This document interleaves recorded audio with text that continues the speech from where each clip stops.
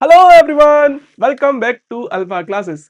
तो जैसे कि आपने अगर लेक्चर नंबर 1 देख लिया है तो बहुत ही खुशी की बात है। आज हम स्टार्ट कर रहे हैं अपना नया लेक्चर लाइफ प्रोसेस का लेक्चर नंबर 2।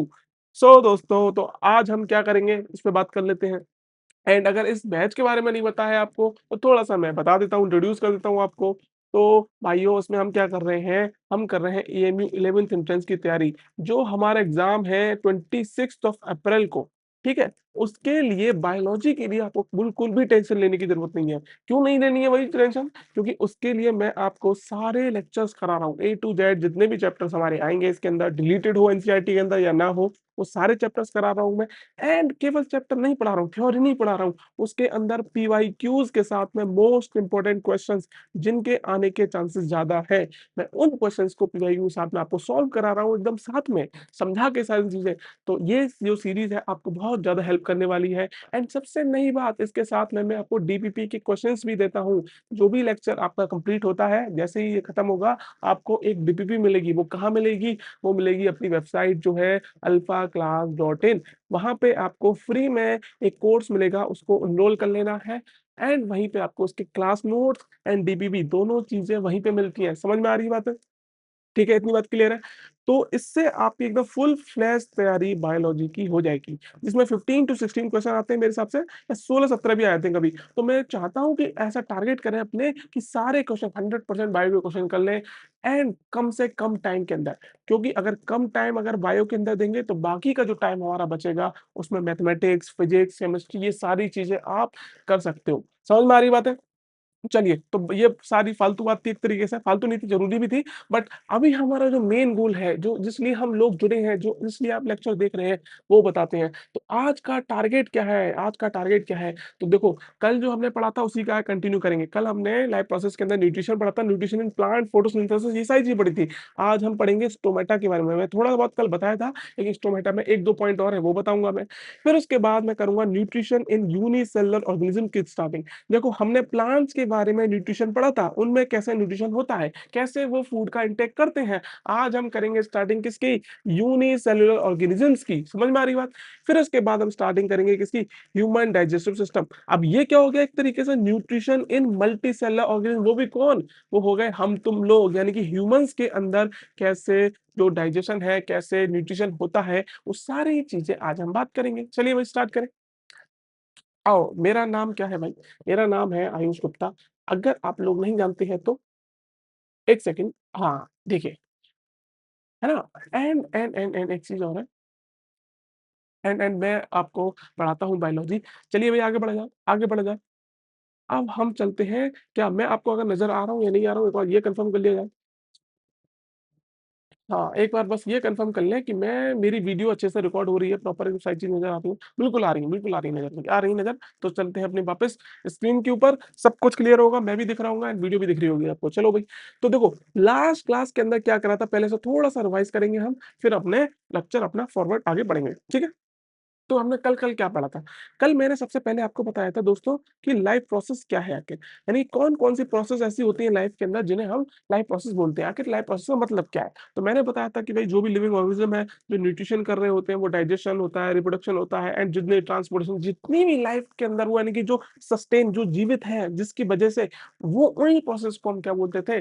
लाइफ प्रोसेस बोलते थे। फिर इसके बाद मैंने थोड़ा-सा आपको बताया था किसके बारे में? हमने स्टार्ट की थी सबसे पहली चीज़, हाँ, इसके अलावा मैंने बताया था आपको मेटाबॉलिज़्म के बारे में। किसके बारे में बताया था? मेटाबॉलिज़्म के बारे में बताया था। फिर उसके बाद मैंने क्या बताया था? एनाबॉलिक बताया था, एनाबॉलिक रिएक्शन कौन-सी होती हैं, एंड कैटाबॉलिक रिएक्शन कौन-सी होती हैं। ये सारी चीज़ें आपको मैंने बताई थी। अगर आपको कल का सारा कुछ याद है, तो मुझे बता दो कमेंट करके जल्दी से, कौन-सी चीज़ बताओगे? आप बताओगे मुझे क्या? 1 सेकंड रुकिए, इसको इरेज़ कर लेते हैं फटाफट। आप बताओगे कि ऐसी कौन-सी रिएक्शंस होती हैं जिनके अंदर एनर्जी की ज़रूरत होती है, जिनके अंदर एनर्जी यूटिलाइज़ होती है, उन्हें कौन-सी बोलेंगे? यानी वो एनाबॉलिक रिएक्शन होती है या फिर कैटाबॉलिक रिएक्शन होती है? इन दोनों में से एनर्जी रिक्वायर किसे होती है? एंड एनर्जी रिलीज़ कौन-सी रिएक्शंस में होती है? ये दोनों चीज़ें आप मुझे कमेंट करके अभी बता देंगे फटाफट। ये प पढ़ा था, इसके बाद हमने क्या पढ़ा था कल?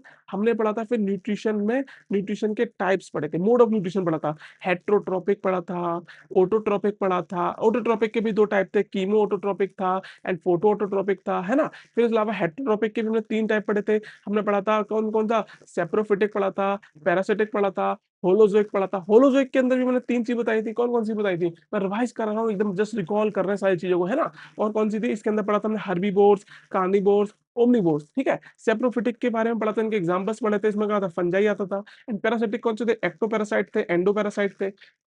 उसमें कि अगर तुम मुझे अगर बताना चाहो कि मन में अगर सवाल हो कि सर एक 1-2 क्वेश्चन मुझसे पूछ लो, तो मुझे आप बता दो टेपवर्म जो है क्या एक्टोपैरासाइट है, एंडोपैरासाइट है, ठीक है? एक और अगर तुम बताना चाहो कमेंट करके तो बता दो मुझे कि प्लाज्मोडियम एक्टोपैरासाइट है, एंडोपैरासाइट है। तो ये सारी चीज़ें हमने कल पढ़ी थी और एक और चीज़ पढ़ी थी हमने, कल हमने एक और चीज़ पढ़ी थी, वो क्या पढ़ा था भाइयों? वो क्या पढ़ा था ज़रा? 1 सेकंड ज़रा। देखो, हमने कल और एक और चीज़ पढ़ी थी, वो क्या पढ़ी थी? हमने पढ़ा था फोटोसिंथेसिस के बारे में। किसके बारे में पढ़ा था दोस्तों? फोटोसिंथेसिस के बारे में। तो 1 मिनट हम थोड़ा-सा फोटोसिंथेसिस को भी रिकॉल कर लेते हैं भैया। अब इतनी सारी चीज़ें कर ही ली हैं, तो फोटोसिंथेसिस क्यों छोड़ दिया जाए? मानते हो मेरी बात नहीं मानते हो? तो मैंने कल तुम्हें फोटोसिंथेसिस में कौन-कौन सी चीज़ बेसिक रिक्वायरमेंट होती है, देखो CO2 होती थी और क्या होता था? और उसके अलावा क्लोरोफिल होता है एंड H2O होता है। ये सारी तीनों चीज़ें और सनलाइट, इन सब चीज़ों की मदद से क्या बनता था? C6H12O6 जो ग्लूकोज़ होता था एंड इसके अलावा मैंने बताया था कि 2 फेज़ में होता है ये। सबसे पहले होती थी लाइट रिएक्शन होती थी, उसके बाद डार्क रिएक्शन होती थी। एंड सबसे इम्पोर्टेंट चीज़ जो हमें पता करनी है वो क्या कि लाइट रिएक्शन के अंदर क्या-क्या चीज़ बनती थी। लाइट रिएक्शन के अंदर सबसे पहले होता था एब्ज़ॉर्प्शन लाइट का। एब्ज़ॉर्प्शन होता था दोस्तों, होता था नहीं होता था? उसके बाद क्या होता है दोस्तों? उसके बाद होता था H2O वाटर मॉलिक्यूल का splitting, splitting of the water molecule जिसके अंदर एक H2O होता था तो अगर 2H प्लस बनता है, 2 इलेक्ट्रॉन रिलीज़ होता है एंड हाफ O2 बनता था। समझ में आ रही है? तो जो ऑक्सीजन जो आती है, ऑक्सीजन एनवायरनमेंट के अंदर वो कहाँ से आ रही होती है? वो H2O की स्प्लिटिंग से आती है दोस्तों। एंड एक और चीज़ पढ़ी थी वो क्या? एटीपी एंड NADPH2 ये दोनों एनर्जी कंपाउंड लाइट रिएक्शन के प्रोडक्ट होते हैं एंड ये दोनों चीज़ें आगे जाके डार्क रिएक्शन को ज़रूरत पड़ेगी उनकी, है ना? जिससे वो क्या करेंगे? वो CO2 को क्या करेंगे? रिड्यूस कर देंगे, रिडक्शन करेंगे एंड क्या बना देंगे? C6H12O6 बन जाएगा। समझ में आ रही है? समझ में आ रही है? और क्या बताया था मैंने? लाइट रिएक्शन थाइलाकोइड की मेम्ब्रेन में होती थी, डार्क रिएक्शन स्ट्रोमा में होती थी। तो हमने पूरा एक तरीके से लास्ट लेक्चर एकदम 2-4 मिनट के अंदर मैंने आपका रिवाइज़ करा दिया। क्लियर हो गई बात? अब चलें भाई अपना नया लेक्चर स्टार्ट करें। नया लेक्चर, नया टॉपिक स्टार्ट करें। कॉपी निकाल लो भाई सब लोग, कॉपी निकाल लो एंड जो थोड़े-थोड़े पॉइंट जो है आप एज़ अ नोट्स की तरह बनाते हुए चल सकते हैं। हम बहुत सारे क्वेश्चन्स भी करेंगे इसके अंदर, टेंशन मत लेना। पता है तुम्हें कितने क्वेश्चन लेके आया हूँ आज मैं? अराउंड अराउंड देखिए ज़रा देखते हैं। देखो ये सारी स्लाइड्स हैं एंड मैंने आपके लिए कितने क्वेश्चन्स बनाए हैं? 13 क्वेश्चन तो मैं केवल इस लेक्चर के अंदर डिस्कस कराऊँगा आपके सामने एंड 20 क्वेश्चन्स आपको डीपीपी के अंदर मिलेंगे, समझ रहे हो? तो एक लेक्चर के अंदर आप अराउंड 30-35 क्वेश्चन्स कर लोगे सॉल्व, समझ रहे हो? एंड अगर हम एक चैप्टर के अगर 3 या 4 लेक्चर भी कर लेते हैं, तो सोचो 90 टू 100 क्वेश्चन्स हम केवल एक चैप्टर से करके जाएँगे, तो तुम्हें नहीं लगता कि तुम वहाँ पे केवल 15-16 क्वेश्चन जो आने वाले हैं बायोलॉजी के अंदर वो 100% सॉल्व करके आओगे? तो मेरे साथ में तुम ये लेक्चर बहुत ज़रूरी है, इनको ज़रूर करना है आपको, है ना? क्योंकि हम यहाँ पे क्वेश्चन्स भी प्रैक्टिस कर रहे हैं, थ्योरी भी कर रहे हैं और क्वेश्चन सारे ऐसे नहीं है फालतू। इसके अंदर पीवाईक्यूज़ के क्वेश्चन हैं, इम्पोर्टेंट इम्पोर्टेंट जो पीवाईक्यू में पूछे गए हैं एएमयू के अंदर 11th एंड 10th में वो पूछे गए हैं, वो सारे डिस्कस करेंगे। ठीक है भाई? तो अब टाइम वेस्ट नहीं करेंगे, अब स्टार्ट करते हैं। फोटोसिंथेटिकली एक्टिव रेडिएशन ये क्या चीज़ है भाई? एकदम नई चीज़ बता रहा हूँ, है? एकदम लग रहा होगा। देखो, कोई टेंशन वाली बात नहीं देखो, अब होता क्या है देखो, जरा समझते हैं। मैं यहाँ पे देखो, ये है अपना लाइट, जो सन की लाइट आती है, कौन-सी लाइट? सन से जो लाइट आ रही होती है, इसको सनलाइट बोलते हैं, है ना? तो आपको पता है कि जो लाइट होती है, वो उसमें वेवलेंथ एक इलेक्ट्रोमैग्नेटिक वेव है। आपने फिज़िक्स के अंदर क्या पढ़ा है? कि सनलाइट क्या है? EM wave, electromagnetic wave. अगर आपने नहीं पढ़ा है, कोई बात नहीं, 11th-12th में पढ़ते हैं, ठीक है? बस तुम इतना याद रखो कि लाइट में होती है डिफरेंट वेवलेंथ। लाइट क्या है? एक वेव है। लाइट एज़ अ वेव भी काम करती है एंड पार्टिकल दोनों चीज़ें इलेक्ट्रोमैग्नेटिक वेव का वो फंक्शन है, हमें नहीं आया। हमें क्या बता रहा हूँ मैं? लाइट एक वेव की तरह चलती है, ठीक है? उसकी होती है कुछ वेवलेंथ, उसमें क्या होती है दोस्तों कुछ? उसमें होती है कुछ वेवलेंथ, ठीक है? तो अब यहाँ पे मैं क्या बता रहा हूँ आपको, यहाँ पे जो वेवलेंथ 10 टू द पावर -16 जो दिख रहा है यहाँ पे, इतनी सारी वेवलेंथ है, यानी इस हर रेंज की वेवलेंथ मिलेगी तो लाइट के अंदर। तो उसमें कुछ स्पेसिफिक वेवलेंथ के अंदर आता है विबग्योर, उसे क्या बोलते हैं? विजिबल स्पेक्ट्रम बोलते हैं। क्या बोलते हैं इसको? Visible spectrum. आप कह क्या बता रहे हो सर मुझे कुछ समझ कोई बात नहीं, तुम थोड़ा ध्यान से समझो, फोकस करो, मैं क्या बोल रहा हूँ। मैं फिर से बता रहा हूँ। सन की लाइट है, ये है सन, दिस इज सन, सन से आती है रेज, ये होती है, इनको क्या बोलते हैं? लाइट रेज, ठीक है।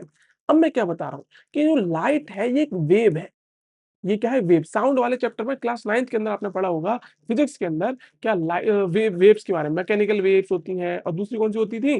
दूसरी वेव और होती है ट्रांसफर वेव, इस तरीके से जो भी कुछ है। तो वेव का बारे में थोड़ा बहुत पता होगा आइडिया। तो यहाँ पे वेव में होती है यार क्या हो रहा है ये इरेज क्यों हो रहा है पता नहीं। हाँ, जो वेव में, एक सेकंड बस, थोड़ा मेरा पता नहीं क्यों ग्लिच कर रहा है भाई ये। एक सेकंड देखिए, वापस से पेन आ जा, पेन आ जा। अब मत भाग जाना, भाग मत जाना। वे क्यों भाग रहा है?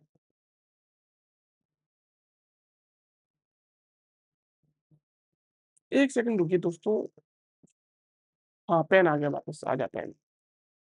हाँ, ठीक है। तो एक्चुअली में क्या हो रहा था, मैं पेन स्विच कर रहा था, वापस बार-बार इरेज़र पे चल रहा था वो। तो मैं क्या बोला था आपसे कि जो लाइट है, सन की लाइट, वो एक वेव है ना? वेव। तो उसकी होती है कुछ वेवलेंथ, उसमें क्या होती है? कुछ वेवलेंथ होती है। तो वेवलेंथ जो है वैरी करती है, इतनी से लेके इतनी तक की वेवलेंथ की लाइट आती है। लेकिन उस लाइट के अंदर 380 नैनोमीटर से लेकर 750 नैनोमीटर वेवलेंथ की लाइट को ही हम क्या कर सकते हैं? परसीव यानी देख सकते हैं। हमारी आँखों से बाकी की जो लाइट आएगी वो हमें नहीं दिखती है। यानी कि अगर इंफ्रारेड रेज़ हो गई, यूवी रेज़ हो गई, ये सारी रेज़ हम नहीं देख सकते। हम कौन-सी देख सकते हैं? विबग्योर। ये फिज़िक्स का कॉन्सेप्ट है, हमें इसमें नहीं जाना, लेकिन फिर भी थोड़ा-सा मैं ब्रीफ कर रहा हूँ, आपको समझ में आ जाए। क्या समझ में आ जाए? कि सन की लाइट आ रही है, उसमें वेवलेंथ है, कहाँ से कहाँ तक? यहाँ पे बता रहा है 10 टू द -16 मीटर से लेके 10 टू द 8 मीटर तक, इतनी वेवलेंथ की लाइट है। लेकिन उसके अंदर कुछ स्पेसिफिक है क्या? विबग्योर, विबग्योर इतनी वेवलेंथ को ही मेरी आँखें देख पाती हैं। उसे बोला जाता है विजिबल स्पेक्ट्रम और विबग्योर। विबग्योर बोले तो वायलेट, इंडिगो, ब्लू और जिस तरीके से फुल फॉर्म है हमें नहीं आना, ठीक है? तो समझे, इतनी बात क्लियर हो गई। अब मेरी बात मेन ध्यान से सुनो। अब आप मेरी बात थोड़ा-सा ध्यान से सुन लो दोस्तों। तो जो विजिबल स्पेक्ट्रम है, उस विजिबल स्पेक्ट्रम कितना बताया मैंने? 380 नैनोमीटर से लेकर 750 नैनोमीटर तक। कितना है? 380 नैनोमीटर से लेकर 750 नैनोमीटर। ये क्या है? लाइट की वेवलेंथ। यानी इतनी लाइट को मेरी आँखें देख पाती हैं, मुझे दिखाई देता है। लेकिन अब देखो सनलाइट का सॉरी फोटोसिंथेसिस में क्या रोल है इसका देखो। वो जो लाइट आ रही है, वो सन से जो लाइट आ रही है, उसके अंदर भी एक स्पेसिफिक रेंज दे रखी है वेवलेंथ की, कि यहाँ से लेके यहाँ तक के बीच में ही जो लाइट पड़ती है, किसके ऊपर? प्लांट की लीफ के ऊपर, वो फोटोसिंथेसिस कराती है या फिर वो एब्ज़ॉर्ब प्लांट कर पाता है। समझ रहे हो क्या कह रहा हूँ मैं? देखो, ये एक ग्राफ बना रखा है, ये क्या है? एक ग्राफ है। इस ग्राफ के अंदर देखोगे तो ये वेवलेंथ दे रखी है लाइट की। किसकी वेवलेंथ है ये? लाइट की। तो तुम ध्यान से देखोगे कि 400 नैनोमीटर से लेके कितने? 400 नैनोमीटर से लेके 700 नैनोमीटर की जो वेवलेंथ की जो लाइट आती है, उसको ही प्लांट एब्ज़ॉर्ब कर पाता है या उससे ही वो क्या फोटोसिंथेसिस कर पाता है। तो समझ रहे हो क्या बोल रहा हूँ मैं? लाइट एनर्जी में भी वेवलेंथ होती है कि इतनी लाइट एनर्जी से ही क्या बना पाएगा प्लांट? फोटोसिंथेसिस कर पाएगा। तो तुम्हें ध्यान से समझना है क्या कि फोटोसिंथेटिकली एक्टिव रेडिएशन क्या है? स्पेसिफिक स्पेक्ट्रल रेंज है किसकी? सोलर रेडिएशन की। यानी कि सन से जो लाइट आ रही है उसमें से स्पेसिफिक वेवलेंथ की जो लाइट आती है उसी से ही प्लांट क्या कर पाता है? फोटोसिंथेसिस कर पाता है। या फिर बोले तो जो क्लोरोफिल जो पिगमेंट है वो क्या कर पा रहा है? क्लोरोफिल जो पिगमेंट है केवल और केवल कितना? 400 नैनोमीटर से लेकर 700 नैनोमीटर की जो लाइट आती है उससे ही एब्ज़ॉर्ब कर पाता है। तो जो लाइट एब्ज़ॉर्ब होगी, उसी से ही तो फोटोसिंथेसिस हो पाएगी। तो समझ में आ रही है? देखो इधर ध्यान से देखो ज़रा, यहाँ पे अगर आप देखोगे, ये दिखा रहा है एब्ज़ॉर्प्शन ऑफ लाइट। ये जो ग्राफ दिखा रहा है, वो क्या दिखा रहा है कि वेवलेंथ जैसे वेरी कर रही है, तो कभी-कभी एब्ज़ॉर्प्शन बढ़ रहा है, कभी एब्ज़ॉर्प्शन घट रहा है। ये क्या करता है, वेरी करता रहता है, ठीक है? लेकिन तुम अगर ध्यान से देखोगे, तो 400 के इधर देखोगे तो बिल्कुल एब्ज़ॉर्प्शन नहीं है। 700 नैनोमीटर के इधर जैसी अगर वेवलेंथ बढ़ती है लाइट की, तब बिल्कुल एब्ज़ॉर्प्शन नहीं होता है लाइट का। तो फोटोसिंथेटिकली एक्टिव रेडिएशन का मतलब समझ में आ गया। इस पे बेस्ड एएमयू के अंदर क्वेश्चन पूछा गया है। ठीक है? अब वो क्वेश्चन क्या पूछा गया है, तो वो पूछा गया था एएमयू 2006 के अंदर। तो अब हो सकता है भाई बहुत पहले पूछा गया है, क्या पता रिपीट कर दें, मुझे नहीं पता, लेकिन मैं जो है आपको सारे टॉपिक समझा रहा हूँ अच्छे से। तो पीएआर क्या चीज़ थी, समझ में आ गई? पीएआर थी फोटोसिंथेटिकली एक्टिव रेडिएशन, यानी कि ऐसी रेडिएशन लाइट की या फिर ऐसी वेवलेंथ जो लाइट से आ रही है दोस्तों, तो वो उसमें से कुछ रीजन ऐसा होता है, कुछ वेवलेंथ ऐसी होती है जो प्लांट उसको एब्ज़ॉर्ब कर पाता है या फिर बोले तो फोटोसिंथेसिस कराने में सफल होता है। तो देखो, अब यहाँ पे क्वेश्चन क्या है? बोला है कि to activate the plant pigment the wavelength of light lies in the range of, ये कह रहे हैं कि प्लांट पिगमेंट को एक्टिवेट कराना, मैंने क्या बोला था? ऐसे मान लो क्लोरोफिल जो है बाकी की वेवलेंथ की लाइट को एब्ज़ॉर्ब ही नहीं कर पाता, वो केवल और केवल 400 से लेके 700 नैनोमीटर के बीच की जो वेवलेंथ की लाइट आती है, उसे ही एब्ज़ॉर्ब कर पाता है। तो इसका आंसर आप खुद ब खुद कर पा रहे हो या नहीं कर पा रहे हो? मैंने कॉन्सेप्ट समझाया है, अब आप आंसर करोगे, कमेंट करके बताओगे मुझे। और मैं चाहता हूँ एक आप एक चैलेंज एक्सेप्ट करें। चैलेंज क्या एक्सेप्ट करेंगे? तो जितने भी क्वेश्चन्स हम सॉल्व करेंगे, ये 13 क्वेश्चन इस चैप्टर में और इस लेक्चर में करेंगे, तो सारे क्वेश्चन आप खुद से अटेम्प्ट करोगे, पॉज़ करके एंड चेक करोगे कितने सही है, कितने गलत। और वो सही गलत आप मुझे कमेंट करके बताओगे कि सर मैंने पूरा लेक्चर करा था ऑनेस्टली एंड सारे क्वेश्चंस को सॉल्व किया था खुद से एंड मेरे इतने क्वेश्चंस ठीक गए थे। कोई बात नहीं, अगर तुम्हारे सारे गलत चले हैं, सारे सही चले हैं, सब बताना है मुझे, ठीक है? तो इससे पता चलेगा कि भाई कितना आप समझ पा रहे हो। तो देखो इसका आंसर तो देखो सीधे-सीधे सी ऑप्शन हो जाएगा, कोई दिक्कत वाली बात नहीं है। आगे बढ़ते हैं भाई। अगला क्वेश्चन क्या है? अगला सॉरी टॉपिक क्या है? वो है स्टोमेटा। तो मैंने तुम्हें बताया था कल लीफ के बारे में कि देखो जैसे ये एक लीफ है, तो इस लीफ के अंदर नीचे वाला रीजन जो होता था, वहाँ पे क्या होता था? स्टोमेटा होता था। तो सबसे ऊपर होता था क्या? सबसे ऊपर होती थी एपिडर्मिस। एपिडर्मिस के नीचे क्या आती थी? मेसोफिल सेल्स आती थी एंड मेसोफिल सेल के नीचे फिर से epidermis, upper epidermis, lower epidermis. Lower epidermis में क्या मिलता था हमें? स्टोमेटा। स्टोमेटा क्या होता है? देखो, स्टोमेटा बेसिकली देखो इस डायग्राम दिख रहा होगा आपको, तो यहाँ पे एक स्टोमेटल पोर होता है। क्या होता है? स्टोमेटल पोर, जिसे स्टोमा भी बोलते हैं। क्या बोलते हैं? स्टोमा। अब वहाँ पे क्या है, 2 गार्ड सेल होती हैं, उस स्पेस में खाली जगह के सराउंडिंग में कवर कर रही होती हैं। तो जैसे कि तुम्हें दिख रहा होगा कि ये 2 गार्ड सेल जो हैं, ये स्टोमेटल पोर के सराउंडिंग में हैं एंड ये करती क्या हैं, ये फैसिलिटेट करती हैं एक्सचेंज ऑफ गैसेस या फिर लॉस ऑफ वाटर। होता क्या है देखो, जैसे समझो, ऐसे समझो, ये आपका एक तरीके से गेट है। ये आपका एक गेट है। यहाँ पे मान लो ये प्लांट है। ये सिर्फ सॉरी प्लांट या फिर लीफ बोल देते हैं। इसको क्या बोलते हैं दोस्तों? इसको हम बोलते हैं लीफ। जैसे ओ भाई थोड़ा रेज़र का साइज़ छोटा कर लेते हैं। क्या बता रहे हैं? ये अपना एक प्लांट की बाउंड्री हो गई and this is leaf. This is leaves बोल देते हैं, लीफ बोल देते हैं। फिर से मिटाना पड़ेगा मुझे लगता है। देखिए, फिर से ओके, ओके। तो देखो ये है एक लीफ का रीजन, यहाँ पे आ गया एटमॉस्फेयर, ये बीच में क्या आ रही है? दीवार समझ लो। यहाँ पे सारी सेल्स है, वहाँ से कुछ ट्रांसफर नहीं हो रहा है, सेल वॉल है वहाँ पे। लेकिन बीच में एक खाली स्पेस आ रहा है, ठीक है? एंड खाली स्पेस में इधर एक गार्ड सेल्स है यहाँ पे, क्या है? गार्ड सेल क्या करती हैं? वो दरवाजे की रखवाली करती हैं कि कब दरवाजा खुलना है, कब बंद होना है। तो अब होगा क्या कि जो O2 CO2 का एक्सचेंज है, वो यहीं से होगा। वो O2 CO2 का एक्सचेंज जो होगा दोस्तों, वो इसी गेट्स के थ्रू होगा। जब ये गेट ओपन होंगे तब CO2 O2 एक्सचेंज हो पाएगी एंड इसके साथ में जो वाटर अंदर होगा प्लांट के, वो बाहर भी निकल पाता है लीव्स के थ्रू। यानी कि जो रूट से पानी जाता है वो लीव्स में पहुंचता है एंड वहां से लॉस होता है। ट्रांसपिरेशन एक प्रोसेस होती है जिसमें सनलाइट की प्रेजेंस में वाटर इवेपोरेट हो पाता है। इवेपोरेट होकर निकलेगा कहाँ से? वो कहाँ से निकलेगा? स्टोमेटा की हेल्प से ही निकल पाता है। ये दोनों चीजें कहाँ से होती हैं? स्टोमेटा की मदद से। अब एक चीज और समझो कि स्टोमेटा क्लोज एंड ओपन दोनों चीजें होता है। अगर इस केस में देखोगे स्टोमेटा ओपन है। अगर स्टोमेटा ओपन होगा तो देखोगे कि सेल जो होती है एकदम जो गार्ड सेल होती है एक इस तरीके से मोटी फूल जाती है एकदम। इनको बोल सकते हैं स्वेल अप फूल जाएँगे एक तरीके से। एंड जब वो क्लोज़ होगा तो वो एकदम रिलैक्स हो जाती है इस तरीके से, एकदम स्ट्रेट हो जाती है, जिससे दरवाज़ा जो है जो बंद हो जाता है, ये पोर जो है बंद हो जाता है। तो यहाँ पे स्टोमेटा ओपन है, ये स्टोमेटा क्लोज़ हो गया। तो यहाँ पे देखो ये साफ-साफ पोर दिख रहा होगा एंड यहाँ पे पोर एकदम क्लोज़ हो चुका है। समझ में आ रही है? समझ में आ रही है? तो देखो स्टोमेटा क्या टाइनी पोर्स यानी खाली स्पेस है या फिर बोल सकते हो माइक्रोस्कोपिक अपर्चर यानी बहुत ही छोटा जो आँखों से नहीं दिखेगा माइक्रोस्कोपिक अपर्चर है, खाली जगह, जो गार्डेड है यानी कि जिसकी रखवाली कर रहा है कौन? 2 किडनी शेप्ड किडनी ऐसी लग रही है नहीं लग रही है? किडनी शेप्ड बोल सकते हो या बीन शेप्ड गार्ड सेल्स बोल सकते हो। समझ में आ रही है? फंक्शंस क्या है? फंक्शंस है massive amount of gas exchange massive amount of gas exchange इसी की वजह से होता है। तो CO2 का इंटेक यहीं से होगा, O2 बाहर निकलेगी, जो फोटोसिंथेसिस के बाद वो भी यहीं से निकलेगी। समझ में आ रहा है? एंड देखो एक्सचेंज ऑफ गैसेस हो सकता है यहाँ से जो कहाँ-कहाँ से हो सकता है surface of stem, root, leaves जहाँ-जहाँ स्टोमेटा होगा वहाँ-वहाँ से होगा। इसके अलावा large amount of water is lost through the stomata बहुत सारा पानी जो लॉस होता है वो स्टोमेटा की हेल्प से ही होता है। तो गार्ड सेल के बारे में अगर थोड़ा-सा पढ़ना हो तो क्या है कि गार्ड सेल्स क्या किडनी शेप्ड सेल्स होती हैं जो कि स्टोमा को कवर कर रही होती हैं एंड इनके पास क्लोरोप्लास्ट भी होता है ना? तो ये फोटोसिंथेसिस भी करा सकती हैं बेसिकली। इसके अलावा फंक्शन क्या है? रेगुलेट करती हैं गार्ड सेल का फंक्शन क्या है? ओपनिंग एंड क्लोजिंग को रेगुलेट कर रही हैं कि कब गेट खुलना चाहिए, कब गेट बंद होना चाहिए। ये दोनों चीज़ें कब डिसाइड करती है? ये गार्ड सेल ही डिसाइड करती है। चलिए भाई आगे बढ़े। तो इतना है इसके बारे में जानना हमें केवल इतनी जानकारी है।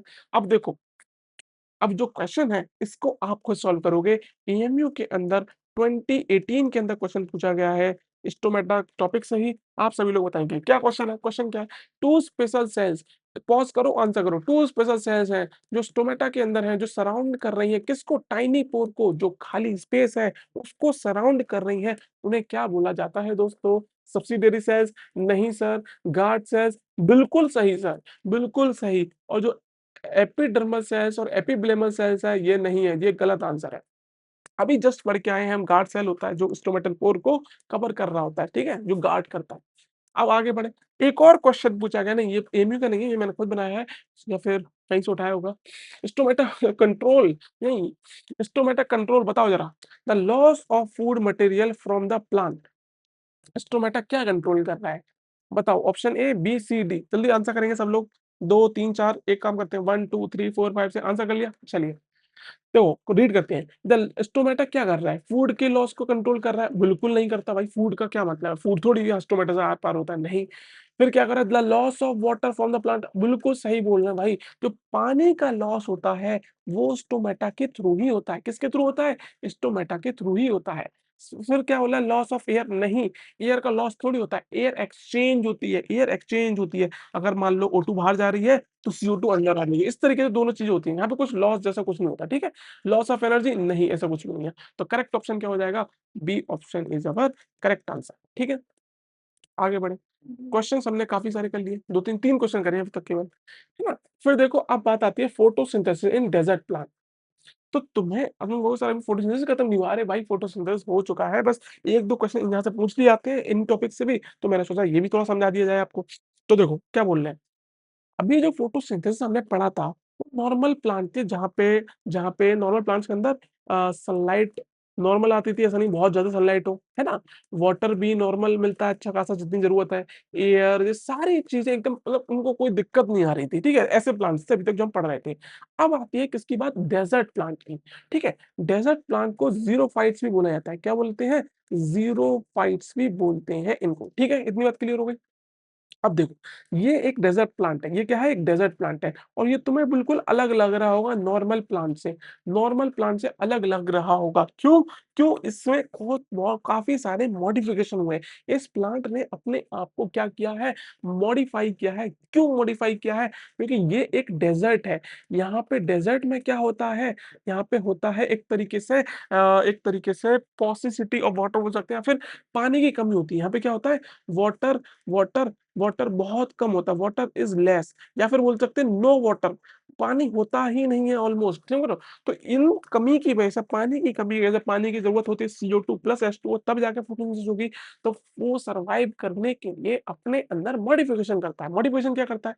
तो देखो, जैसे नॉर्मल प्लांट है ये, इस प्लांट के अंदर आपको मिलेगी लीव्स, इसमें क्या मिलती हैं? लीव्स मिलती हैं। बट यहाँ पे क्या होता है सर जी, ये लीव्स अपने आप को मॉडिफाई कर लेती है किसके अंदर? ये लीफ मॉडिफाई बन के बन जाती है काँटा, एक तरीके से स्पाइक्स बन जाती हैं। क्या बन जाती हैं? स्पाइन्स, स्पाइन्स देखो ये लीव्स जो है अडैप्ट करती हैं और स्पाइन्स बन जाती हैं। इसके अंदर तुम्हें जो काँटे-काँटा जो स्ट्रक्चर दिख रहा है वो एक तरीके से इसकी लीव्स ही हैं। क्या है? लीफ। अब ऐसा क्यों हुआ? सोचो ज़रा, सोचो ज़रा। अभी हम पढ़ के आए थे स्टोमेटा के बारे में।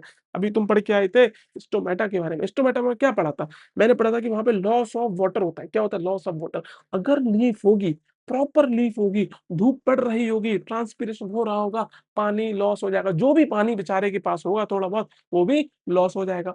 अब वो क्या बन गया? एक स्पाइन की फॉर्म में बन गया। जैसे सरफेस एरिया बहुत ही ना के बराबर हो गया, तो ट्रांसपिरेशन होने में दिक्कत होगी, होगा ही नहीं, पानी का लॉस बच पाएगा, पानी लॉस नहीं हो पाएगा। इसके अलावा तुम देखोगे कि जो पानी है वो स्टेम के अंदर स्टोर होता है। कहाँ पे? स्टेम के अंदर वाटर स्टोर होता है। इसके अलावा एक और चीज़ होती है, मैंने बताया था एपिडर्मिस के ऊपर क्या होती थी? वैक्सी लेयर होती थी, थिक वैक्सी लेयर जिसे क्यूटिकल बोलते थे। तो यहाँ पे और ज़्यादा थिक होती है, नॉर्मली से भी ज़्यादा थिक होती है क्यूटिकल लेयर। क्यों? क्योंकि पानी का लॉस ना हो। ये चाहते हैं पानी जितना भी है उसको बचा के रखें। क्या रखें? बचा के रखें। एंड एक और ख़ास चीज़ जो आपको पढ़नी है इस पॉइंट के अंदर, किसके अंदर? ज़ीरोफिटिक प्लांट्स के अंदर। ज़ीरोफिटिक प्लांट्स के अंदर वो क्या? सनकेन स्टोमेटा प्रेज़ेंट। ये इम्पोर्टेंट चीज़ है। सनकेन स्टोमेटा क्या होता है? नॉर्मली लीफ के ऊपर स्टोमेटा पाया जाता है। बट क्या होता है कि इनके अंदर जो लीफ होती है वो रिड्यूस हो जाती है या फिर बोल सकते हैं एक स्पाइन की फॉर्म में आ जाती है। तो स्टोमेटा है वो थोड़ा हिडन फॉर्म में आ जाता है, पिट्स के अंदर पहुँच जाता है। किधर? पिट्स के अंदर, थोड़ा डिफरेंट होता है ये बेसिकली पुराने स्टोमेटा से। इसमें क्या होता है कि यहाँ पे वाटर लॉस नहीं होता। वाटर लॉस एक तरीके से बच जाता है, पानी का लॉस नहीं हो पाता। बट एयर एक्सचेंज हो पाती है।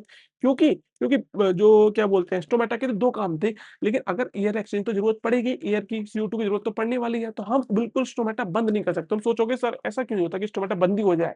अगर स्टोमेटा बंद हो गया तो एयर एक्सचेंज नहीं हो पाएगा दोस्त, तो इसीलिए स्टोमेटा खुलता है। बट इस तरीके से स्टोमेटा जो होता है प्रेज़ेंट होता है इनके अंदर, एकदम लीफ के ऊपर नहीं होगा, थोड़ा-सा अंदर पिट्स के अंदर होगा कि क्या हो पाए पानी का लॉस ना हो एंड एयर एक्सचेंज भी हो पाए।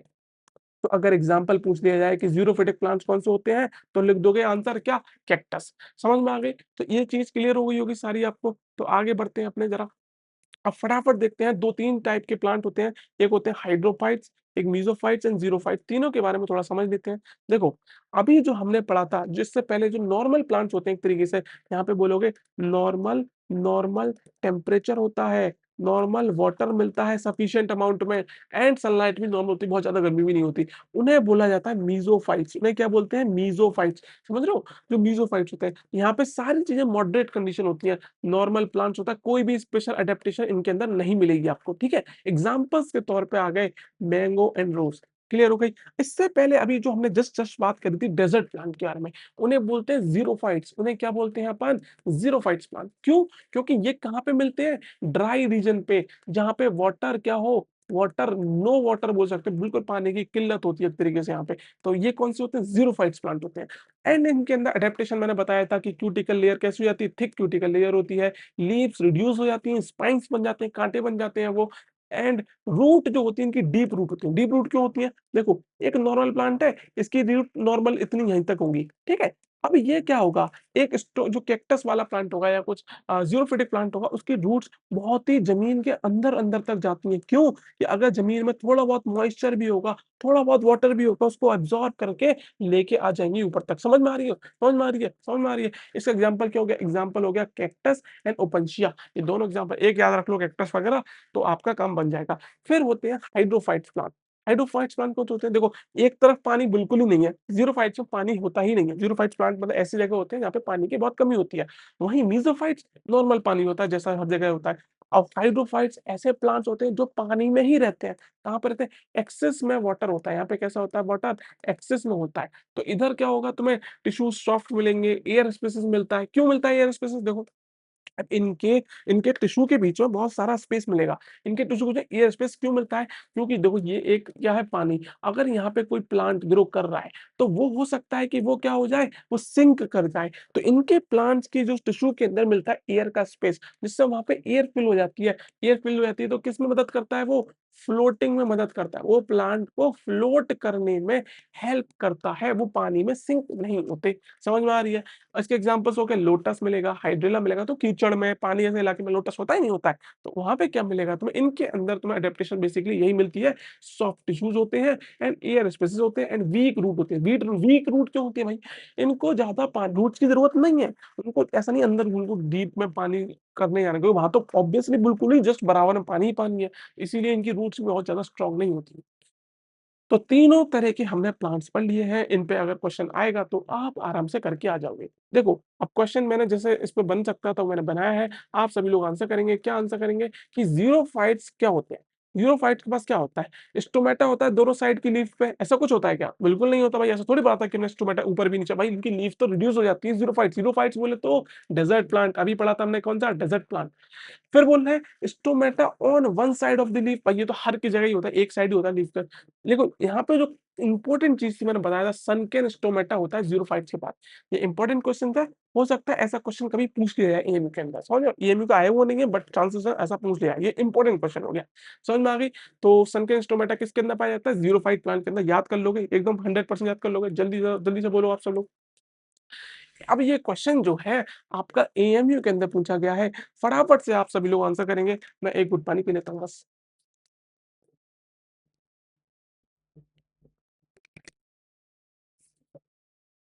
हाँ, आंसर कर दिया दोस्तों। आपने स्क्रीन पॉज़ करके आंसर कराया नहीं कराया? देखिए बताइए, द प्रेजेंस ऑफ सनकेन स्टोमेटास, अरे देखो मैंने क्या बोला था, ये मैंने बोला ज़ीरोफाइट्स हैव द, एक क्वेश्चन इस पे बना, इसी पे देखोगे क्वेश्चन ऐसा पूछा गया है एएमयू के अंदर 2006 के अंदर, सनकेन स्टोमेटा कैरेक्टरिस्टिक्स है, किसका कैरेक्टरिस्टिक्स है बताओ भाई? किसके अंदर फंगस स्टोमेटा पाया जाता है? हमने पढ़ा है ज़ीरोफ़ाइट्स या फिर बोले तो डेज़र्ट प्लांट के अंदर जो क्या बोलते हैं सनकेन स्टोमेटा मिलता है। मीज़ोफ़ाइट्स तो नॉर्मल प्लांट्स होते हैं जिनका पानी एकदम सफिशिएंट होता है, सारी चीज़ें होती हैं। हाइड्रोफ़ाइट जिनमें पानी बहुत ज़्यादा होता है ना? तो सारी चीज़ें समझ में आ रही होंगी एकदम क्लियरली, हमने उसी हिसाब से अपने लेक्चर को प्लान किया है। तो हमने फोटोसिंथेसिस ऑलमोस्ट सब खत्म कर दिया है। अब बात आती है नेक्स्ट टॉपिक जो हमने बोला था आपसे, वो क्या था? Nutrition in unicellular organisms. अब देखो हमने प्लांट्स के अंदर न्यूट्रिशन पढ़ लिया। अब बात आती है कि ऐसे ऑर्गेनिजम्स जैसे कि अमीबा हो गया, ये सब कैसे यूनिसेलुलर सिंगल सेल के ऑर्गेनिज्म होते हैं। तो ये कैसे फूड को इनटेक करते हैं, कैसे डाइजेशन होता है, वो थोड़ा-सा पढ़ेंगे, बहुत ही ज़्यादा डिटेल में नहीं जाना है हमें इसमें, ना ही ज़रूरत है हमारा। तो देखो, सबसे पहले क्या होता है, जैसे अमीबा है, अमीबा के बारे में आपको पता होगा कि कैसा भी स्ट्रक्चर बना दो, सर जी वो अमीबा का ही होता है। मतलब अमीबा का कोई फिक्स शेप नहीं होता, इर्रेगुलर शेप होता है। अमीबा का कैसा शेप होता है दोस्तों? इर्रेगुलर शेप होता है। तो देखो, मैंने ये बना दिया अमीबा, इसके बीच में बनाए थे इसका क्या न्यूक्लियस। तो यहाँ पे होती है क्या सूडोपोडिया। ये जो स्ट्रक्चर होता है इसको बोलते हैं क्या? सूडोपोडिया। मतलब फेक बाउंड्री बोला जाता है। सूडो का मतलब होता है बाउंड्री, सूडो का मतलब झूठ-मूठ की बाउंड्री होती है। ऐसा नहीं है, अभी के लिए ये शेप है, बाद में शेप बदल सकता है। इसीलिए इसको सूडोपोडिया बोलते हैं बेसिकली।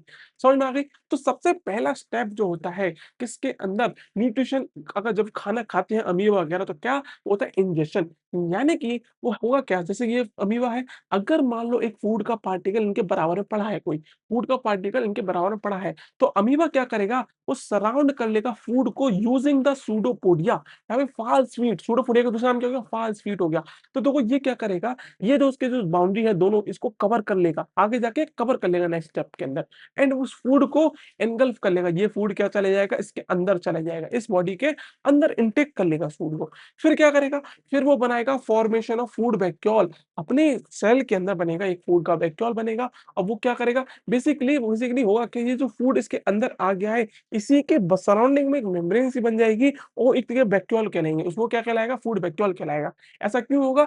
ऐसा क्यों होगा? ये होगा क्यों? क्योंकि उसको फिर करा जाएगा उस बैक्टीरियल के अंदर डाइजेस्ट, वहाँ पे डाइजेस्टिव एंजाइम्स होंगे जो इस फूड पर एक्ट करेंगे, उससे क्या होगा? वो कॉम्प्लेक्स फूड कन्वर्ट हो जाएगा सिंपल सब्सटेंस के अंदर। किसमें कन्वर्ट हो जाएगा वो? सिंपल सब्सटेंस के अंदर। चलिए भाई आगे बढ़े। फिर क्या होगा? अब जो फूड डाइजेस्ट हो चुका है, वो डाइजेस्टेड फूड क्या हो जाएगा? एब्ज़ॉर्ब हो जाएगा साइटोप्लाज़्म के अंदर। और फिर वो आगे जाके एनर्जी या फिर ग्रोथ के लिए काम में आ जाएगा। ठीक है? तो जो एब्ज़ॉर्ब फूड है, वो उसका यूटिलाइज़ेशन होगा सेल का, उसको एसिमिलेशन बोलते हैं एंड जो अनडाइजेस्ट फूड है, बाहर निकल जाएगा। तो बेसिकली हुआ क्या? देखो ये मेरे पास एक एक वापस बनाते हैं। देखो मैंने ये बनाया क्या? ये एक अमीबा बनाया। क्या बना दिया? अमीबा। यहाँ पे आ गया इसका न्यूक्लियस आ गया। मान लेते हैं ये हमारा क्या है? फूड का पार्टिकल है। तो नेक्स्ट स्टेप क्या होगा दोस्तों इसका? ये नेक्स्ट स्टेप क्या होगा इसका? देखो समझते हैं आगे। तो ये क्या करेगा? इस तरीके से ये जो है स्ट्रक्चर ये ऐसे मान लीजिए यहाँ पे ओके वापस अच्छे से बनाते हैं ज़रा ढंग से बनाते हैं। मेरा डायग्राम बनाना नहीं आता ढंग से।